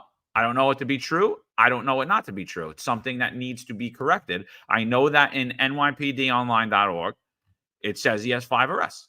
And this is something that I was vehemently opposed to. I was completely opposed to this when it came out, and everyone told me, why do I care? Why do I pay attention to politics in New York City? And I said, I don't understand why you're telling me making our info public provides public safety. You tell me that transparency is public safety. And at the time, I kept saying, what's next? Do I have to tell you when my children go to school? Is that public safety? What is this information being used for? So I didn't create the system, and I don't even support that the public has the ability to get the system. But the majority of you said absolutely nothing about it.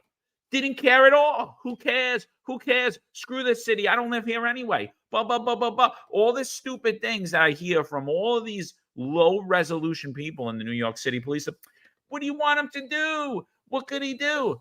Why? What could you do is you could have all pushed back. You could have all called city council. You could have all called your state assembly. You could have all pushed back at Governor Cuomo when he signed 50A and he put this into law. So I didn't put this out. The NYPD put this out. The NYPD made this public info, and Dermot Shea at the time celebrated it. He said transparency is public safety, and now Eric Adams is still saying he's the most transparent mayor ever while he's removing transparency from everything. So we run this. He has 5. It says that he has 5 arrests. So from numerous sources, he does not have 5 arrests. This is completely inaccurate. He has 145. But to me, I don't care if he has 8,000. The way he moved in there, and I don't care like if he has ring rust or not, then he was highly lucky when he was a cop. He was very lucky when he was a cop. If that's how he moved, if that's how he effected arrest as a cop, he was very, very lucky as a cop, because the way he moved is more reminiscent of someone who's never affected arrest at all than someone who's affected 145. Absolutely, you're 100% right. So anybody on this thread right now, if you train into martial arts, you'll understand what I'm saying. So I boxed for many years. And I could always tell in some of the fight gyms I would go to, everybody always likes to lie about how many fights they had. This guy only had 5 fights. But I could tell right away just how someone's moving, their feet, their footwork, the way that they posture, the way that their chin is down, how relaxed they are. I know right away. I can tell how many fights that they had. You don't have to tell me. Wrestling. I knew right away wrestling with guys and doing judo in different classes I've been to. I know that guy did high school wrestling. That guy was a collegiate wrestler. You can tell. Now doing jiu-jitsu all the years, I know right away. When I wear the gi, your belt is exposed. We know the color belt, so I have an idea how much training and what skill someone has.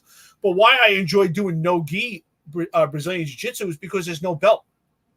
And as soon as I lock up with someone, I know right away what belt they are because I can feel the way that they move. Their movement is reflective of their skill, so they don't need to have their belt. So to me, it doesn't matter. Yes, if you have on paper, and that's why I say the arrest record is an indication, but not always the actual mirror of someone's arrest history of how they actually conducted themselves and what their skill level is. Because if he had 8,000 arrests, to me, his skill level is low. And if it was ever high, well, that's exactly what I said. The default position has to be a cop. We have to be honest with ourselves. Say, if you're inside, that's a luxury. You still have to maintain your sharpness. You still have to practice. You still have to train and make sure that you're capable to do the job. But to have the excuse that I'm inside, well, you're still a cop. That's why you're out there. You have a gun belt because you're out there doing paid detail, whatever facet. You may be in a position where you have to take enforcement action and you're going to fail.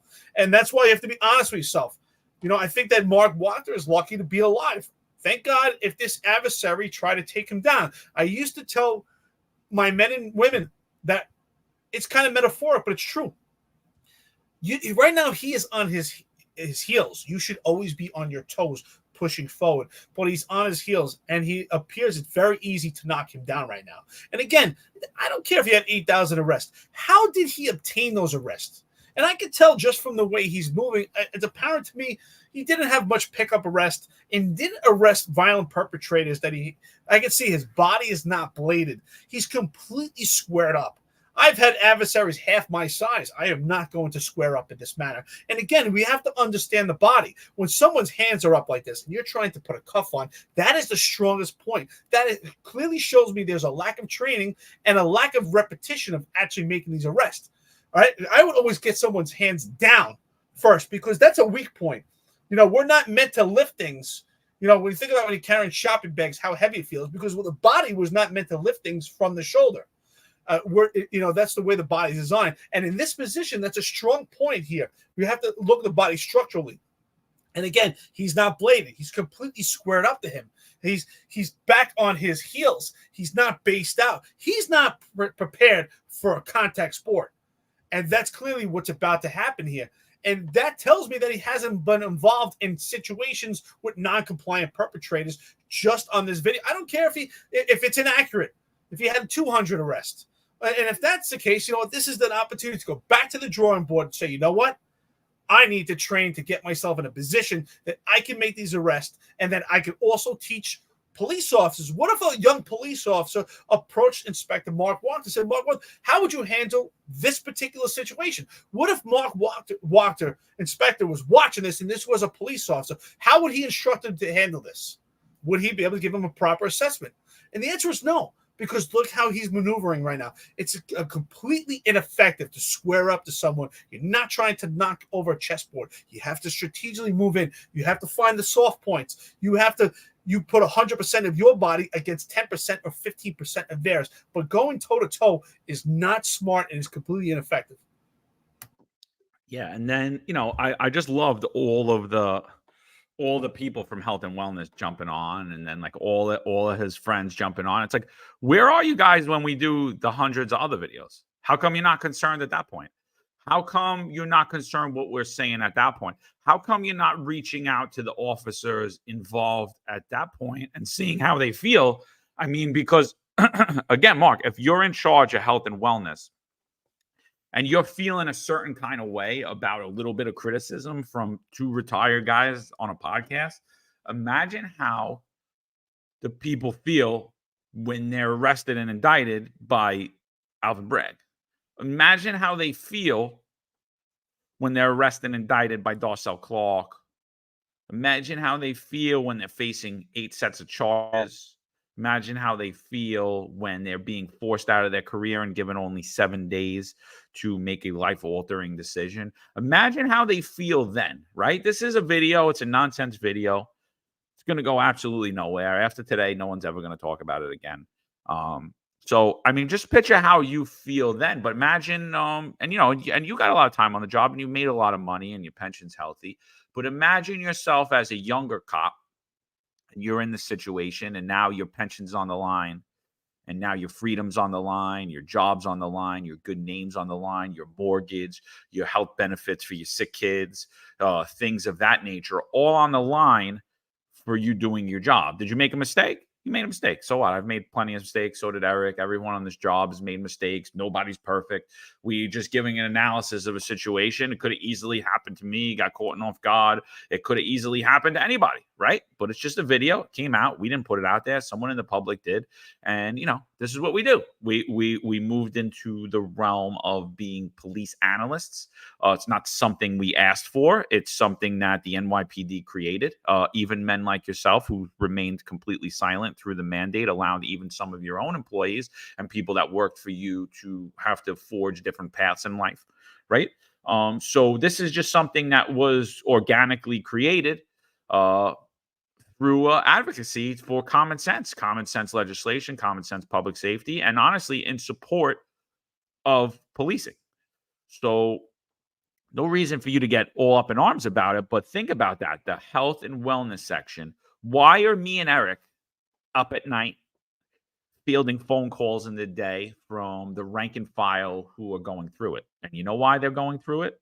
You know why they're calling myself and Eric? Because they feel they have nowhere else to traditionally go other than to retired guys who absolutely nothing's going to happen to them if they talk to. They're going to get an honest opinion. They're not going to hear the gaslighting. They're not going to hear the bull crap that, Juve was safe and it was a great day and everything was fine. And let's not remember those 5 people that got shot and the one person that died. Let's not talk about any of those things. Let's just talk about what the approved narrative is. And that's the major problem with health and wellness. You're not actually reaching out to the people who are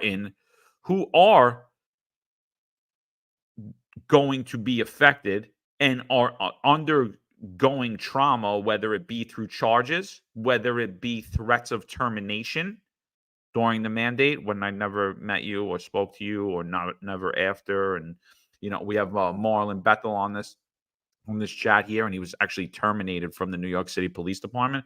Terminated non-disciplinary. I don't even know what that means. What do you think that did to his mental health? What do you think it did to the mental health of the overwhelming amount of people who allowed themselves to be coerced by the New York City Police Department because they felt they had no other choice but to violate their conscience in order to feed and clothe their children? What do you think that did to the mental health of New York City police officers when not only did you not say anything, some of your officers even went around and helped coerce people into violating their conscience. What do you think that did for the morale of the job? And you stayed absolutely, utterly silent about it. And now you're upset because a stupid video came out and two idiot lieutenants, retired guys, are having you on their podcast and put out a stupid video about it. By the way, we didn't even put a video. We shared it. We shared it and we spoke about it. And it's our honest opinion. That's what we think, Mark.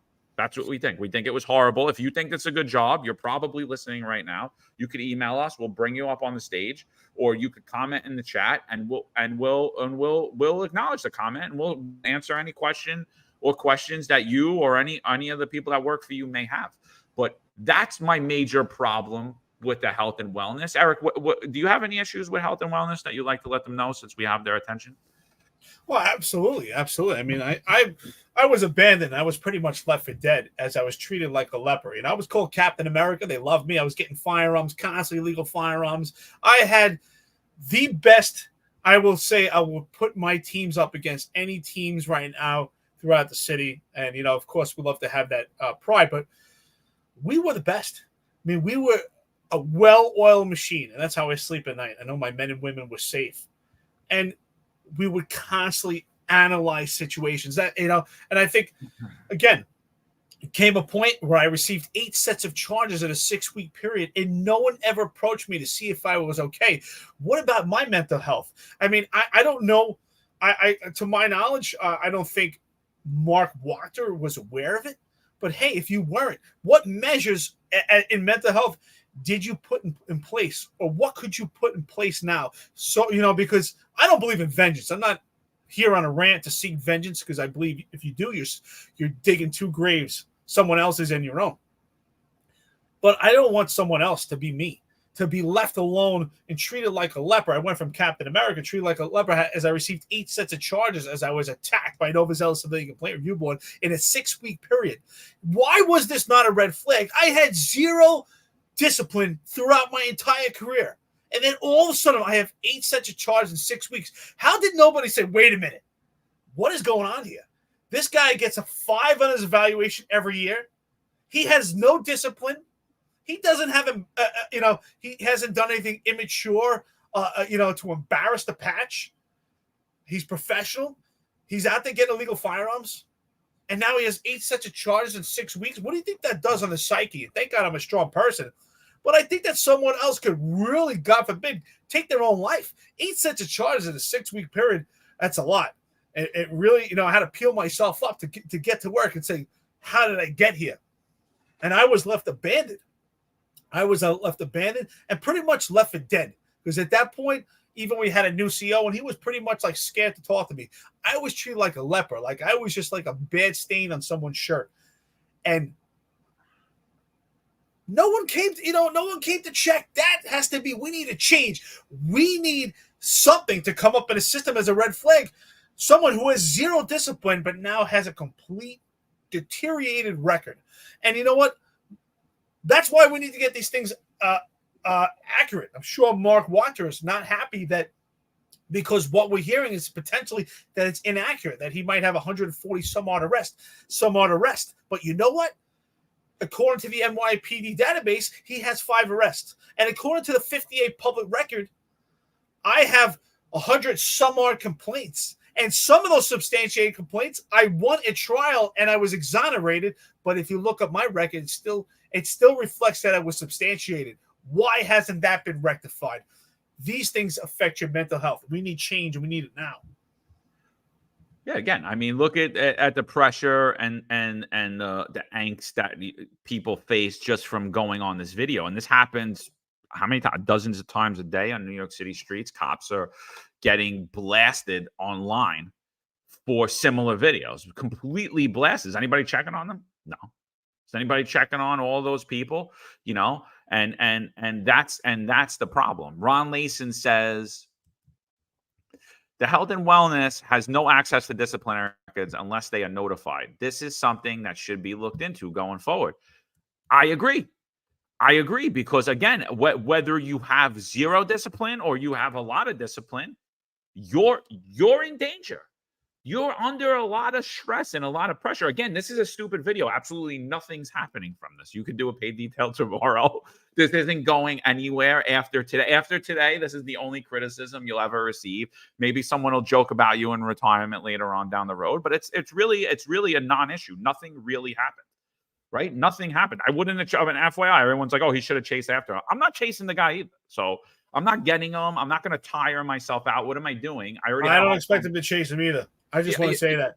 I don't know what everyone's talking about. I'm not chasing him either. I'm not going to be tired and then have to fight with somebody after I get there. Like it's not happening. But yeah, there's a lot of things. Special Hagen says the problem with so-called health and wellness is that you have folks with credentials throwing the term around. They're unqualified to be making policies or administering treatment. I think the main problem with health and wellness is they have no tooth in the game. That's the main problem with health and wellness. The overall, if Kaz Daughtry wants your head to be chopped off, your head's going to be chopped off. If John Shell wants your head to be chopped off, your head's going to be chopped off. No one cares what's right and wrong. Nobody cares what's moral. Again, I was forced out of my career for what? Because I held on to my religious beliefs? Marlon was terminated for what? Because he said he held on to integrity and he said, I'm not putting this in my body. There's nothing that I could do. This violates the law. It's illegal. And by the way, we've both been proven 100% right on those terms. And what's the thing? What does the NYPD do? They ignore us the same way they ignored us when we were on the job. Now it's even more of a reason to ignore us because we're retired. But now, since we've been getting more and more traction on Twitter, on Instagram, now nobody wants to ignore us anymore. Now we're called racists. Now we have our children's lives threatened, our wives' lives threatened, horrible things said about our families, with death wished upon us, death threats. We have whole entities of the NYPD coming after us online as they're being paid. They're improper use of police resources. We have the upper echelon of the NYPD, notably John Shell, sending cryptic tweets at us using hashtags. What is being said about any of this? If they're doing that to us in retirement, just regular citizens, what are they doing to the public? Are these people that should be trusted? And to say, oh, I'm only an inspector, or oh, I'm only health and wellness, so then retire. If you're good, because I agree with you, Eric, 100% I agree with you. If you have two bad cops and you have 130 cops sitting there saying absolutely nothing about the two bad cops, you have a 132 bad cops.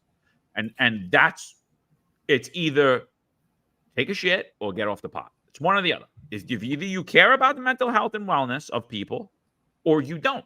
You can't just care about the health and wellness of some people and not of others, right? It can't be, well, John's actually a good guy, but it's very politically unfriendly, the pressure that he's under. It's very unpolitically unfriendly that we've given him 7 days to make a career that's going to make a decision that's going to alter his life when he's done absolutely nothing wrong. It's 5.0 rated. Everybody likes him. But you know what? The mayor's kind of mad at him. So you know what we're going to do? We're going to ignore John. We're going to ask how everyone's doing this morning. And if John says he's not doing well because he's worrying how he's going to feed his family, we're going to completely ignore and move on and pretend to care about other things except for how John feels. Same's true for Eric Dim. Same's true for Sal Greco. Same's true for Marlon Bethel. And I could name, same's true for Juan Perez. Same's true. I could name thousands upon thousands of names, and it would never end. And some of them are going to be your own friends. And Mark, do we lay that all on your shoulders? Yes and no. So my phone was blown. My phone was blown off the hook. I know yours was also. And numerous people had indicated to me, Mark Waters, leave him alone. He's a good guy. He's a good guy. He's a nice guy. I hear that all the time. This person's a nice guy. This person's a good guy. And no one is disputing that. I don't know Mark Wachter from a hole in the wall. And obviously, since I received so many phone calls, he's obviously a good guy and a nice guy. One or the other or both. But why can't we be honest? I said, why can't – this is the part that I don't understand. Actually, I said, here was my argument. Would it Inspector Mark Wachter rather that John and myself give a fair analysis and fair perspective and talk about things that were positive and things that were negative to make him and the department better. But we all want to pretend, oh, he's a good guy, don't say anything bad, right? Is that a real friend? Let's be honest. Wouldn't you rather that John and I give an assessment? I wish there was a podcast back in the day when I had incidents of analyzed in the paper without any context. For instance, I had 2 males shot on Webster Avenue, and I had one of the most violent perpetrators kicking the shells, and we could not set up a crime scene. Eventually, that perpetrator swung at me, and I deployed 3 strikes to the face. It took the perpetrator down and put him in handcuffs. 2 weeks later, there was an article in the paper that a Bronx cop punches an innocent bystander. That was the perspective. That was the analysis. That's not the analysis that we would give of Mark Wachter, but the analysis that was given of my incident was a completely biased and disdain for police. And the only thing that saved me was 3 weeks later in the same exact spot. This perpetrator, his name was Kevin Pettaway, he shot someone in the face in the same spot and killed someone. And he's now doing 13 years. Only 13 years in jail, by the way, for a homicide. That's why I say, what did Mark Wachter? We are the best. That's what they don't realize. We're the best friends to the police department. Wouldn't you rather that we give an assessment on this video than another entity where we give a fair assessment? You should be looking at this, and I say this to you, sir, Inspector Mark Wachter. You should be looking at this and say, you know what? Here's an opportunity. How can I make myself better? God forbid this guy could have killed you. How would your wife or your kids, I'm sure you have a family, feel that you didn't make it home because you made mistakes? And whether the mistakes were made because you're afraid of this environment or because you feel you're an inspector and you shouldn't be in this position, I don't know what was going through your head, and I can only know what I can see. Maybe one day you'll come on this podcast and we can discuss it. But just based on our observations, you were squared up. You were trying to grab the strongest point of the body. You telegraphed. That's another thing. We talk about contact sport. You telegraphed that you were getting another unit. Both hands were occupied. I always teach my cops, do not occupy your dominant hand with your cuffs. Do not take those cuffs out until the person's ready to be cuffed. But again, we also talked about positive things. I agree with you not running after that perpetrator. Those mistakes were made. The perpetrator took off and fled. You did the right thing by staying and put. What are you running after him for? We don't know what the crime is for, whether it's petty larceny. We know right now with the legislation that this person's probably not going to be charged or do any time anyway. It's not going to be prosecuted. If this person gets hit by a car as a result of your foot pursuit, if that was in Manhattan, I think it was in Manhattan, maybe Alvin Bragg would be looking to prosecute you.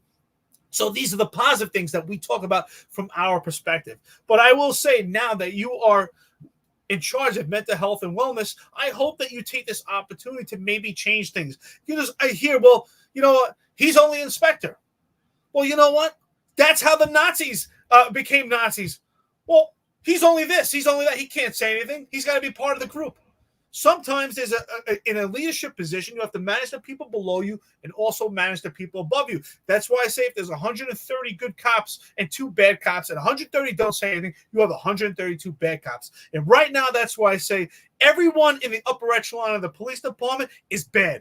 Everyone. Because no one is speaking up and defending John and myself in retirement, because right now we are civilians and we are attacked by the entire upper echelon of the police department because no one's saying anything. We were attacked to the point where our families were threatened. Our children were threatened. Their lives are. And I'm not scared, and neither is John, but we are alarmed, and we're ready and always prepared. And at this point, Internal Affairs has still not turned over the information to us of who's behind All Cops Are Woke. And clearly we know it's tied to you-know-who, who's spending their time on job time attacking us. And we will not fear, and we will not back down. You may not be headed to 233 Broadway, but you may be headed to 500 Pearl Street. And that's not a threat. You're doing that to yourself. And I feel sorry for you immature, ineffective leadership. But again, every one of the chiefs, if you say nothing, every one of the deputy commissioners, if you say nothing, you're just as guilty as they are. 100%. So, all right, enough of that video. It was horrendous. Tactics were horrendous. Whatever. Like I said, I don't care if you have 6,000 or 8,000 calls. Really doesn't matter. It's reminiscent of someone who has 0 calls. That looked like worse than my first arrest, I think. So, if I had to grade you as a belt level, below white belt, you didn't even get your white belt yet. You put up first day. It was your first day of karate, and you don't even have your white belt. We'll put you stay there in jogging pants. So that's it. I mean, I think that's enough of that. We've been talking about, before we get out of here, one last topic. We talked about the Venezuelans who took over the apartment complex in Aurora, Colorado. After that, there was a lot of pushback, right? The mayor confirmed it on Fox News that it happened, but the police chief of Aurora, Colorado, actually downplayed the whole thing. Said, no, this isn't, she was there early one morning with a lot of officers. No, this isn't going on. This isn't happening. We posted all about that on X. We made some funny memes about it. Those went viral as well. All about her downplaying the crime, right? She's downplaying. Apparently somebody from LA is now going to take the police chief job at Aurora, Colorado. All the LA guys reached out to us. He's going to crush crime. He's going to do this. I'm going to say right now, he's absolutely not going to crush crime.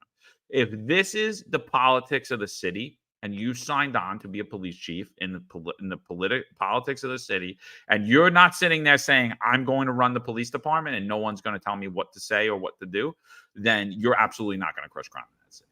Because what we saw from that interim police chief who downplayed something that there have been numerous reports of. There's been numerous crimes. There's videos of roaming armed Venezuelans patrolling the thing. And now the governor's trying to actually take the whole apartment complex and remove all of the residents, kick them all out and shut the apartment complex down. That's the answer. Kick everyone out of your house because we have no answer to stop these gangs. So I put this tweet out. They lie to us. We know they're lying. They know we know they're lying, but they keep lying anyway. We keep pretending to believe them. Jesse Kelly puts out, don't let the system gaslight you about what's happening here in Aurora, Colorado. It's very real. It's very bad. And it's only going to get worse from here unless the communists are removed from power. So he gets this anonymous letter. Jesse and Jewish producer Chris. I'm a police officer in Aurora, Colorado, and we are in the news for the recent story about the armed Venezuelan gang members taking over apartment complexes. I am happy to see the story make national news to where Aurora Police Department command staff and City Aurora leadership are being asked the hard questions about what is occurring.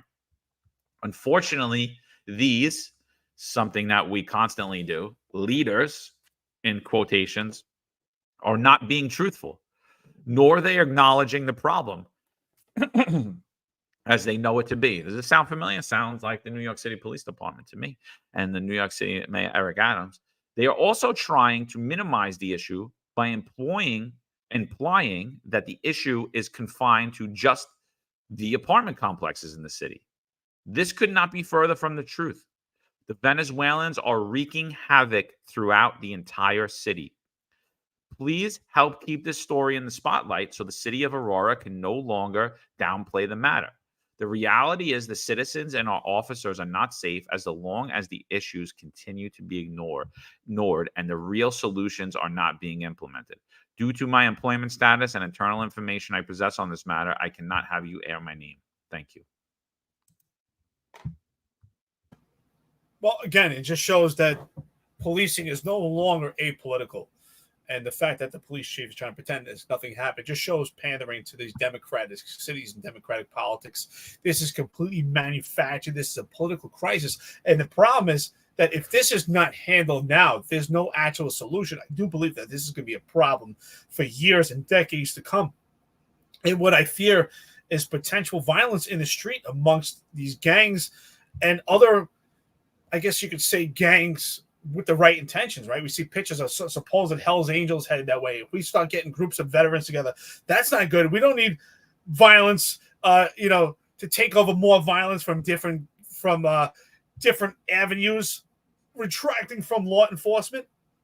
I think this is done by design. I think they're saying this because ultimately I think the Democrats want to abolish the police and have some type of federal police force and turn this into a real police state. And I think that's why they're allowing this to happen right now, by let it get so bad that, hey, well, we need to get to the point. We need to federalize the entire police force and basically create like military on the ground and have real police state and have all this artificial intelligence and really be intrusive, and no one's life will be private anymore. And this is some scary times that we're living in, John. Yeah, and Paul, New York City beat. He puts, and I was gonna actually jump in on you, Eric. I don't think it's just the Democrats; it's the Republicans too. And that mayor is a Republican and a Marine reservist. The guy, and he was actually a Trump endorsed candidate at one point. He's the governor, and the governor, who's a Democrat, downplayed it. So yeah, and then Nighthawk says about the police chief, he will be a political puppet. 100%. So that's why I don't care if someone called me tomorrow and they're like, Eric Dim's going to Aurora, Colorado to be the police chief. I'm going to say, oh, and the mayor and the governor in place, he's going to work for them. I'm going to call Eric right away. I'm going to say, what'd you tell them? Oh, no. And then I'm going to come on here tomorrow and be like, oh, yeah, no, he's full of crap. He's not going to do anything. He already said. He's got to play the game. He's got to play the game. And that's just what policing turned into. So I think it's a larger agenda. Honestly, we say it's one party rule, and that's exactly what's going on. Again, we had that mayor stuff up on here. And what was it? It was tough on crime. Tough on crime, the mayor was going to be. And obviously, and then we seen him. We played the interview for you last week. I mean, he didn't have an answer for anything.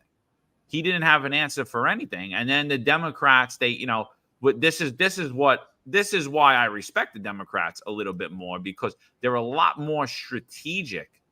They're a lot more strategic than the Republicans. Look at this Democrat here. He's definitely, I don't know that he's a paid shill, but he's definitely a shill for the Democratic Party. He's just like Brooklyn Dad Defiant. Meanwhile, and that guy should change his name to Suburban Dad Defiant, because that dude did not grow up in Brooklyn. I don't know what the hell he's talking about. He's not even from Brooklyn. But this person you're going to see is a cowboy in Texas, and he's talking about the Aurora, Colorado complex. Listen to this dude. Morning. Got my leftovers are for quitters shirt on. Hope your coffee's as good as mine. Hell, I hope it's better. And mine's pretty damn good this morning. Look, I got to straighten something out for you. No, a Venezuelan drug gang has not taken over an apartment complex in Aurora, Colorado. That's crap. That is weaponized immigration crap.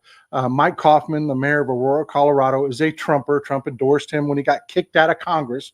And they're like cockroaches. Just because we ran him out of Congress didn't mean he went away. He's now the mayor of Aurora, Colorado. This is all made up crap. And the interim police chief that has nothing to lose, no skin in the game, took her police force down there, and they went door to door to door to door and talked to everybody that lives in that apartment complex. And no, the Venezuelans drug gang has not taken over. That's the plot of that 1991 B movie, New Jack City. You know what I mean? It's crap.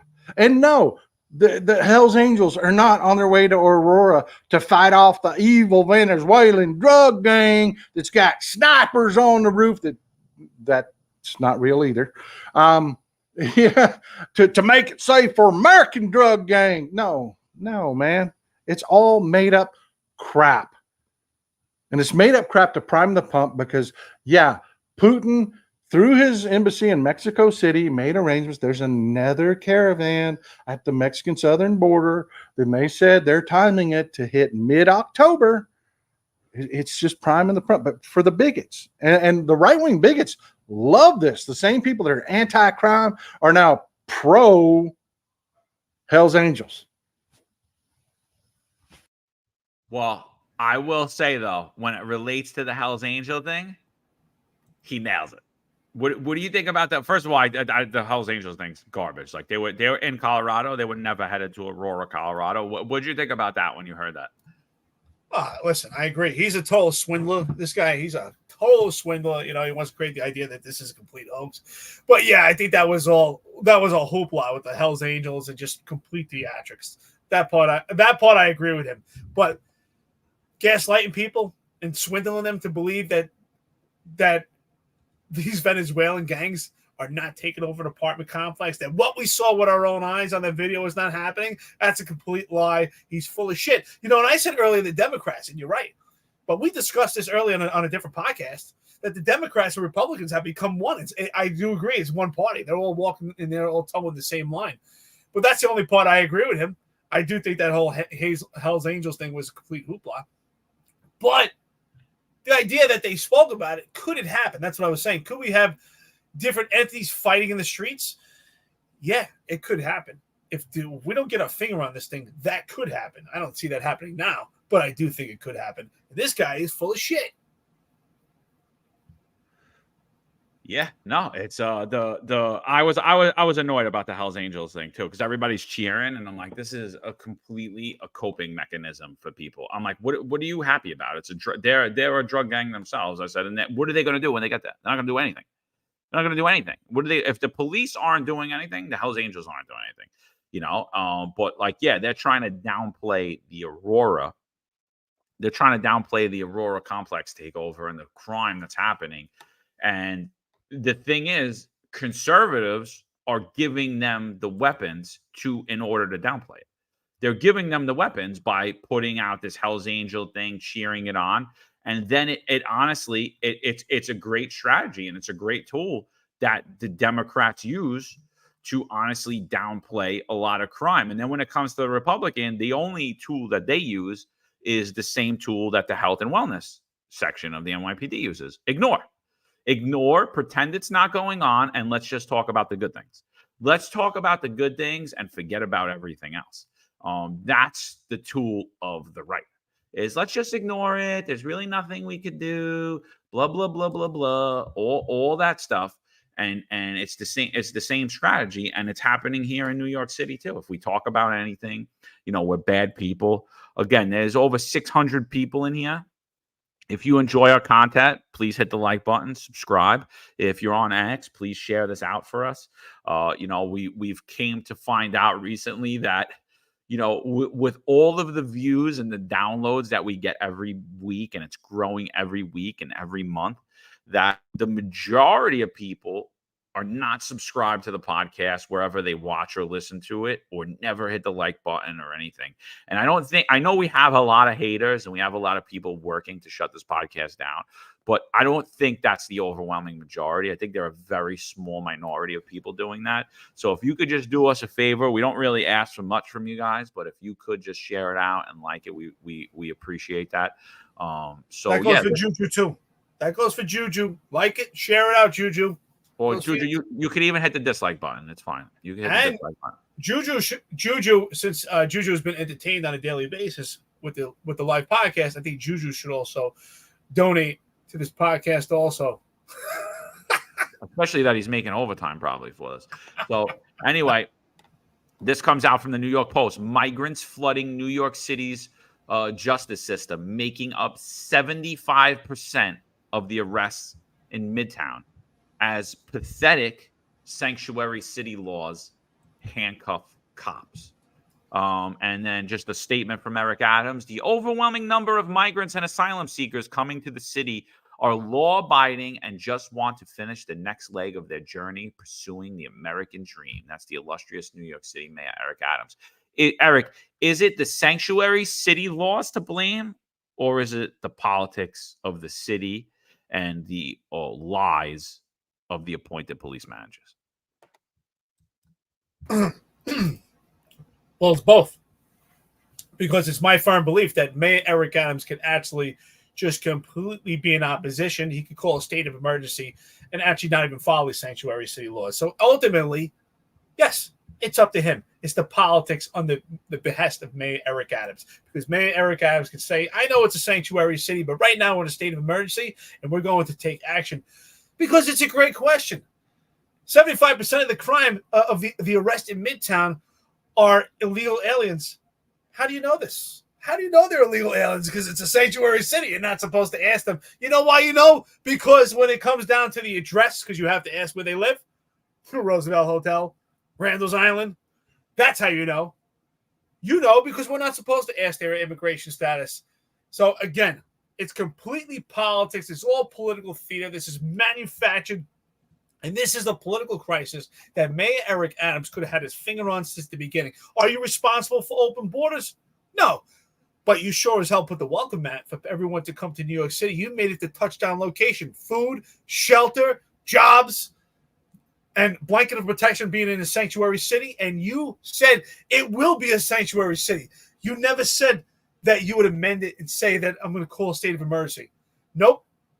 And I've also heard comments that we always put the fault on Mayor Eric Adams and we don't mention Governor Hochul. And that's quite, we believe that they're moving in lockstep when it comes to that. Governor Hochul is also responsible. But ultimately, Mayor Eric Adams, he's in charge of the largest, most iconic city in the entire world. And he said in his campaign that he's going to be tough on crime.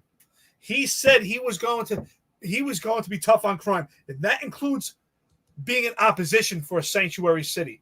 But what he tells you and what he does are two different things. It's always.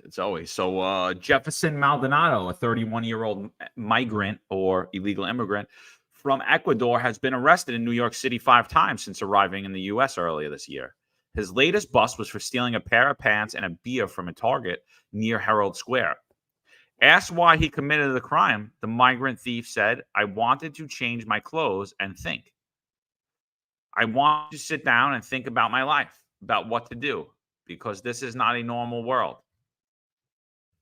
Across New York City recently arrived illegal immigrants are flooding the criminal justice system at far higher rates than the public officials have acknowledged. Police sources shared with the Post the staggering estimate that as many of 75% of the people they've been arresting in Midtown Manhattan in recent months for crimes like assault, robbery, and domestic violence are illegal immigrants. In parts of Queens, the figure is more than 60%, sources their estimate. On any given day, Big Apple criminal court documents are packed with asylum seekers or illegal aliens who have run afoul of the law. The problem is made much worse by sanctuary city laws that Eric Adams misinterprets, that he intentionally misinterprets and refuses to change. That means New York City cops aren't allowed to work with ICE on cases. And again, we exposed that last time that was actually an executive order put in place by Bill de Blasio. So all it takes to lift that is a stroke of the pen from the illustrious Eric Adams, but he refuses to, in which they believe suspects are in the country illegally. Additionally, the NYPD said it was barred from tracking immigration status of offenders. Again, stroke of a pen can be changed from Eric Adams, but he was never a cop, and he himself has under 10 arrests. This makes it almost impossible for authorities to get their hands around the problem, experts and sources say on the ground. New York City eliminated a tool to get rid of violent criminals. What a mess. Jim Quinn, a former veteran prosecutor at the Queens DA, told the Post. The sanctuary city law is pathetic. It's disgusting. It's crazy. Making matters worse, police sources say word has gotten out in the shelters about the city's lax bail guidelines, meaning illegal immigrants know they're going to get kicked back on the street quickly after they're nabbed. A City Hall spokesman pointed to Mayor Eric Adams' previous calls for the city council to change the city laws. Last week, Adams said, "Right now, we don't have the authorization to be able to go and coordinate with ICE. We have to follow the law." Liar. And not only that, not only do we have a crime crisis in New York City, we have a third world crime crisis. I read an article the other day about, and you remember I called you up, John, I said, look at this, about a chain snatch. I'm like, when did we hear about chain snatches? I mean, that's like a thing of the past. You would hear in the 80s someone wearing a chain and get snatched off. You know, that's something you see happen in Brazil or a third world country where people are riding on their scooters and ripping people's chains off them. But that happened in New York City. There was an article the other day where someone had their chain snatched off their neck. I mean, this is some third world crimes that we're having here. We have went full circle. Instead of moving forward in time, we went back in time. You know, and I've had these discussions with numerous people, and I know that, and it was said to me that we don't like talking about crimes trending and things that are trending. But I'm a firm believer that this is manipulation of statistics. Again, I'll go back. If we tell people, this is what's going on with this administration. If this year I lose 100 pounds and next year I lose 20 pounds, I should not be celebrating, telling them, oh, I lost 20 pounds. No, I'm still up 80 pounds. And that's what we see is we see the manipulation by this administration. Oh, yeah, we're up 30% in crime. And this past month, this past 28-day period, we're down 10%. Look, we're down 10%. Crime is trending in the right direction. You're not down 10%. You're still up 20%. That's the reality. We have to be honest with the public. Let's be honest with what's going on. This illegal aliens have contributed to this crime crisis created by Mayor Eric Adams himself by not making a state of emergency, by overturning this executive order for a sanctuary city, because a sanctuary city is a dangerous city. It is a blanket of protection with an open border. It's a welcome mat, especially in New York. When you're offering your welcome mat, it's so inviting. Come to me, food, shelter, all these amenities. And don't worry, if you get arrested, there's no bail reform. I'm sorry. We have bail reform. There's no bail. And if you get arrested, we're not going to communicate with ICE. No problem. While you're out on bail, since there's no bail, after you commit a robbery, and we see it, you can go commit more robberies. There's no problem. We won't deport you. This is insanity. Does any of this make sense? But no. That's what's going on in New York City. That's what's going on in New York State. And there's places just like it.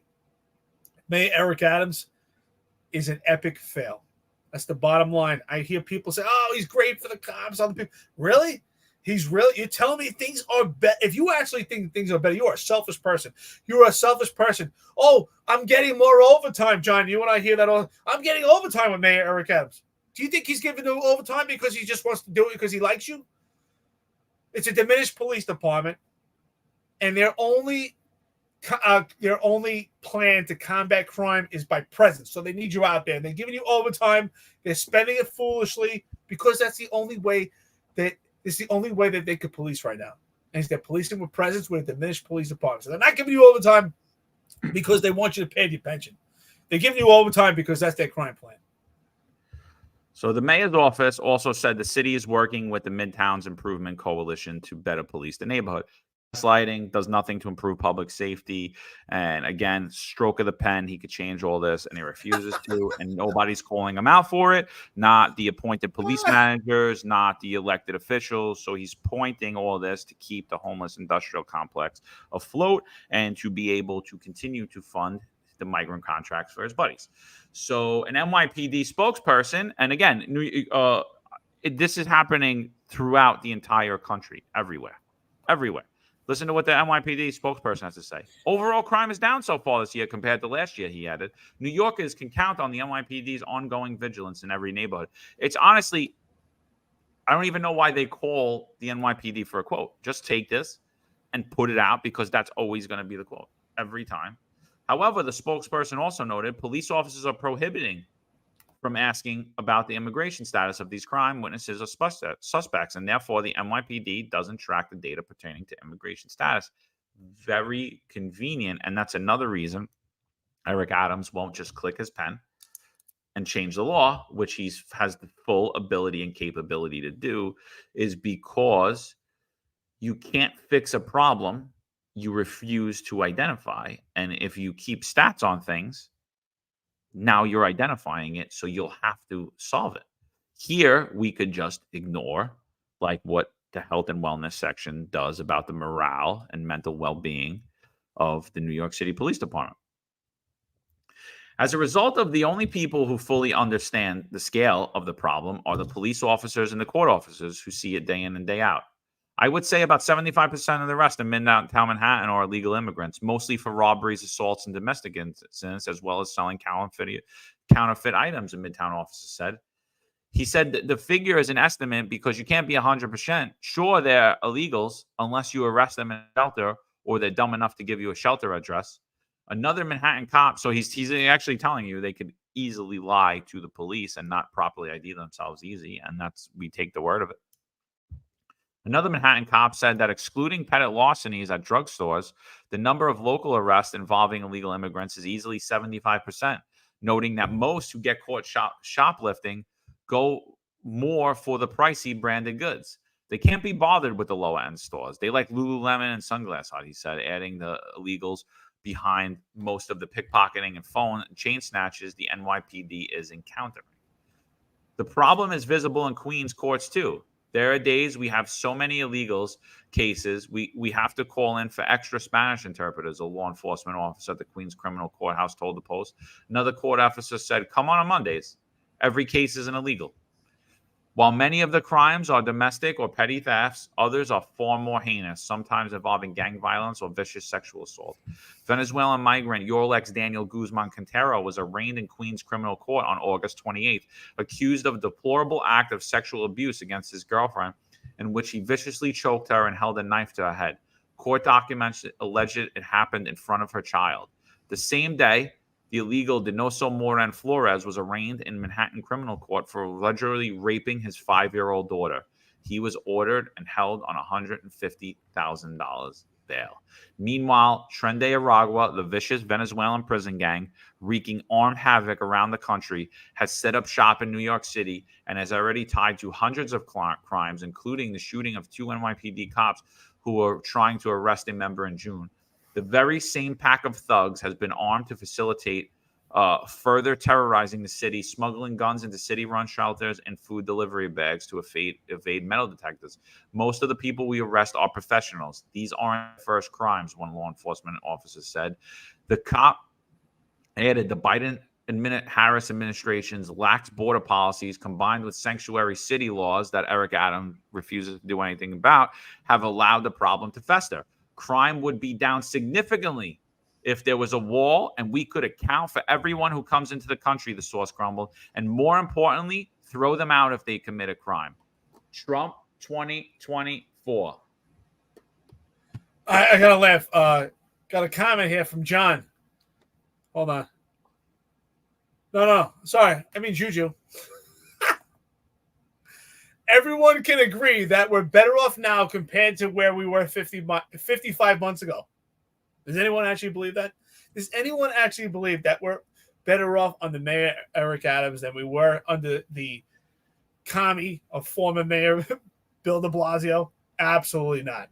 Absolutely ridiculous. I mean, absolutely insane. This sanctuary city right now with the open borders, the legislation that we have, the political theater that Eric Adams plays, the gaslighting we have. Honestly, this is the worst version of the police department I've ever seen, I could ever think of in history. Just blatantly lying to the public, attacking the public for their criticism, attacking us for our criticism. It's just, again, I will say it. I'm going to say this again. I'm sure a lot of people are going to be upset by this, but I really believe that. If you have 20 chiefs, and 2 of them are right now just acting totally erratic and unprofessional, and no one's saying anything, then everyone is bad. Everyone is bad because you're allowing it to happen. And that's what we teach our police officers, right? Able training, you have to intervene. You have to report corruption. We have corruption at the highest level of this police department, not saying a word of what's going on here. Chris Arnold puts this great. Viral News seems to know who is and isn't a migrant. Absolutely. Complete bootlicker. I mean, he's all over the migrant situation. He doesn't acknowledge the fact that a sanctuary city is a dangerous city. It's obvious to me that Viral News is paid by the New York City Police Department. I don't know if it comes directly out of John Schell and Kaz Daughtry's pocket, but clearly he's bootlicking for them. He's not. No longer is he a credible, independent journalist that is completely neutral. He's completely favoring the side of the police department, and they're gaslighting, and so is he. Oh, absolutely. He'll sit there and cry about the crime and be like, look, I told everybody that there's a crime crisis. But at the same time, he doesn't tell what's going on because he doesn't want to in any way the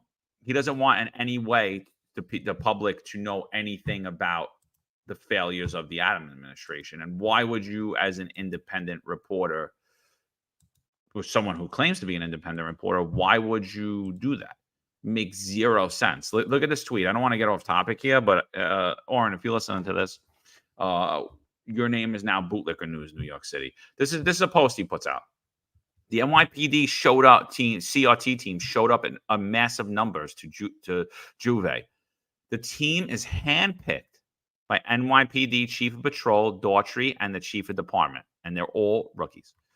They are normally sent in, not all of them. They picked 1 or 2 people that needed to get out of where they were, so they put them there too. But they're all hook babies.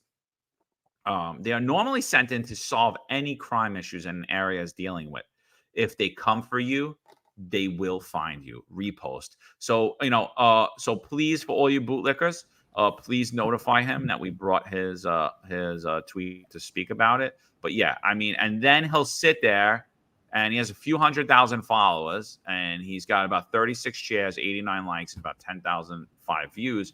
And he sits there and he cries, and he's like, I have all these followers, and no one's liking my stuff. I wonder why, dude. Because everyone's saying the same thing. Like, you're not reporting anymore, and you just turned into an Eric Adams, Kaz Daughtry, John Shell sycophant, and you don't report the truth. At the same time you're talking about migrant crime, you refuse to acknowledge why it's happening. So it's an absolute joke. It's an absolute joke what's happening, and I think he's not a credible source anymore. I don't share any of his stuff anymore. I don't talk to him anymore, and I don't think I will going forward, because he's proven himself to be just whatever the new thing is. Whoever's in a position of power. If Eric Dim becomes the mayor tomorrow, he's going to want to be, he's going to want to be friends with Eric Dim tomorrow. But today Eric Dim's not the mayor, so he doesn't want to be friends with him. I think it's a great point that you have just suggested. I think that, honestly, he's destroyed his career. In the short term, he's not looking at the long game. In the short term, it's great for him. He's right now, he's with the administration, at least transparent administration. He has full access to what's going on with the police department, or at least what he believes to be full access, because they're not going to give him actual full access. They're giving him the access what they want him to put out there. So no longer is he a credible journalist. He's not independent. He's not neutral. He's actually just favoring the police department. He's sucking up to them, talking about how great the khaki pants are. Hey, Viral News, you forget when you were on X Spaces with John and myself, where you completely bashed the police department, and you spoke completely negative about the police department. But everything changed when you saw an opportunity that you had access to the police department, because this police department is trying to control the narrative with the media and blocking everyone out. So you saw yourself to have access. But guess what? They're not going to be there forever, right? John Schultz says they're not going to 233 Broadway anytime soon. So maybe if they go to 500 Pearl Street, guess what? When this administration is not giving you access and someone else is now part in the administration, you're not going to have full access as you did before. You're going to have the same access that every other journalist has, and you're going to be on the same level playing field. So he doesn't see the big picture. And you know what? We're exposing the fact that you no longer are credible. You are no longer can be relied upon as an independent journalist. I think, honestly, at this point, if anything, you're just an entertainer, and you're a complete bootlicker. That's exactly what you are. 100%. So listen, everything we're talking about here is obviously a politically created crisis. Both our friend Tom Sullivan in Assembly District 23. If you don't live in Assembly District 23 in Queens, but you know people who do us a favor, reach out to them. Make sure Tom Sullivan's the name they check on the ballot.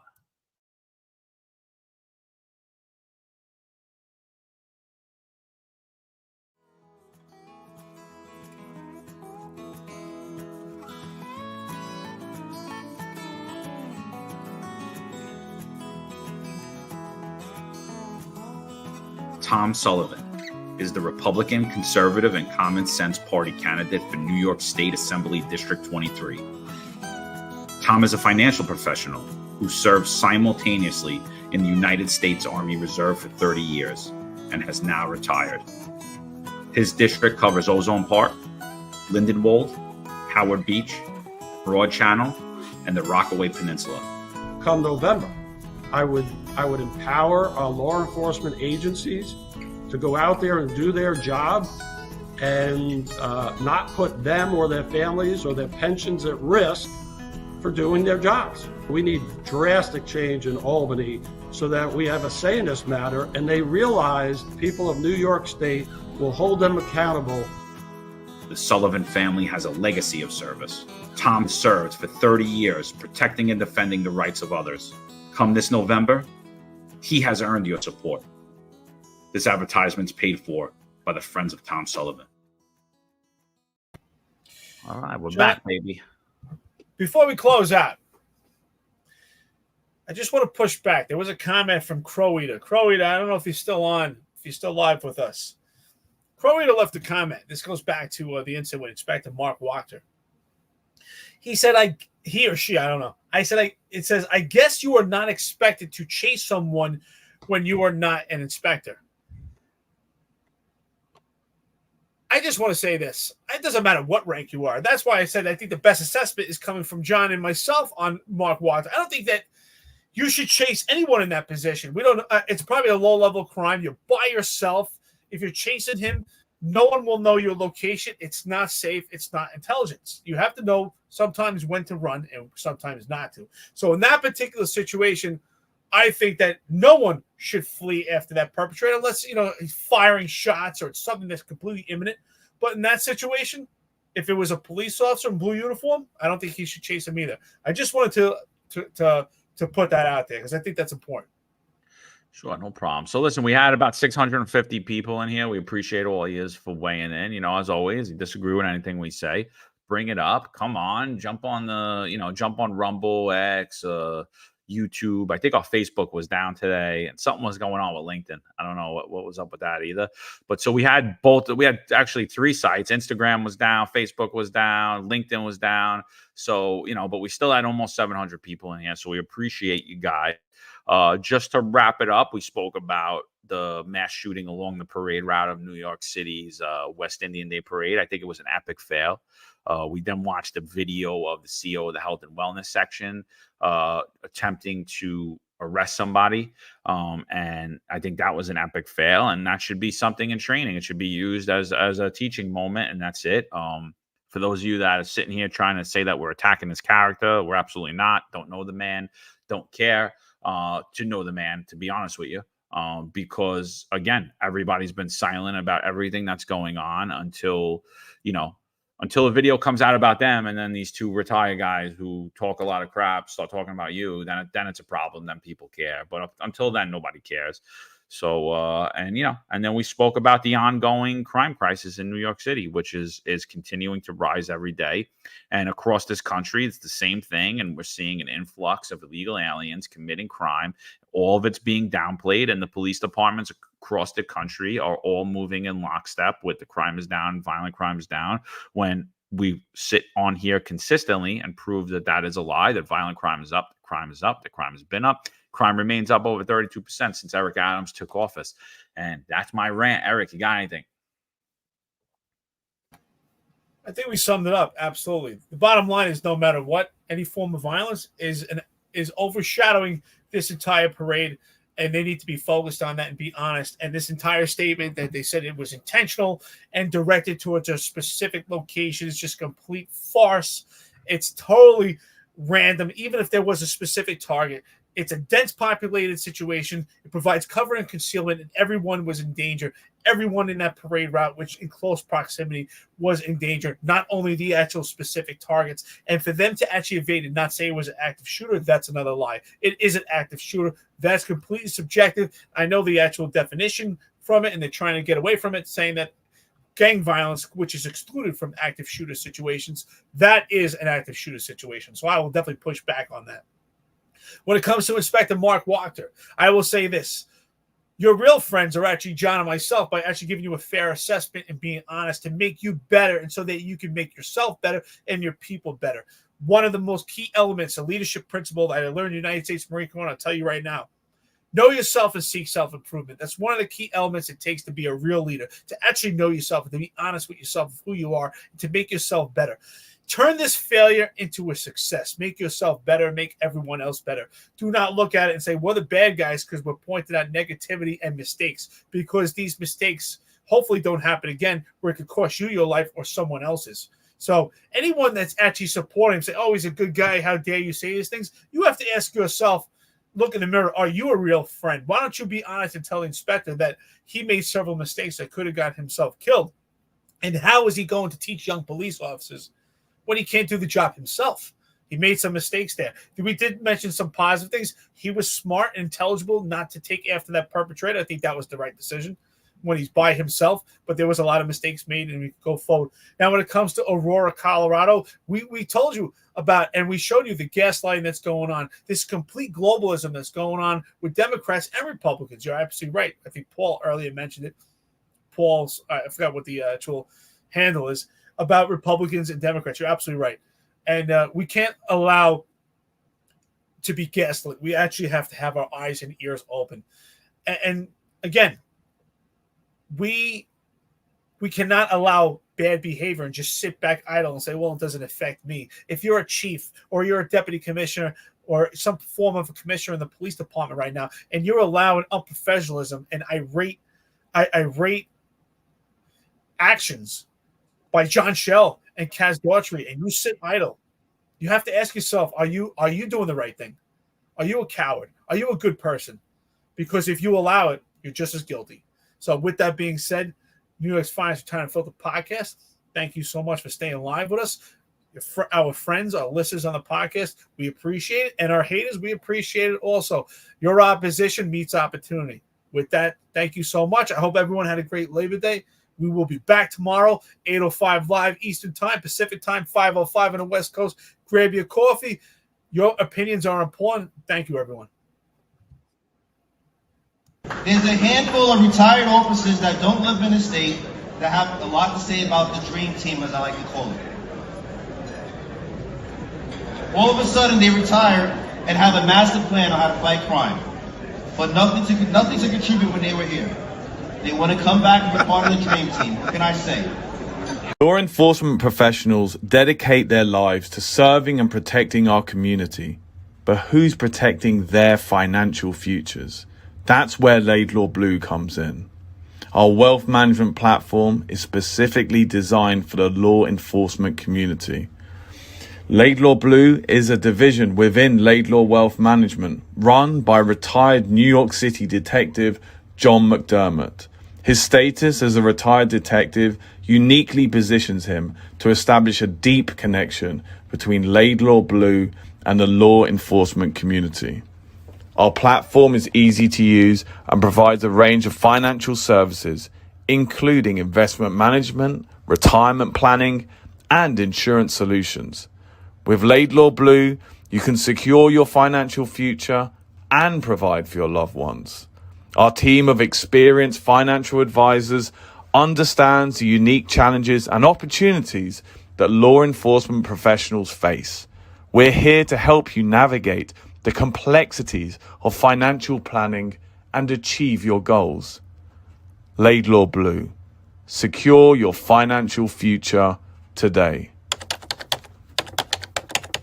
Book a meeting using the QR code displayed or call us directly on 888-901-BLUE. That's 888-901-BLUE.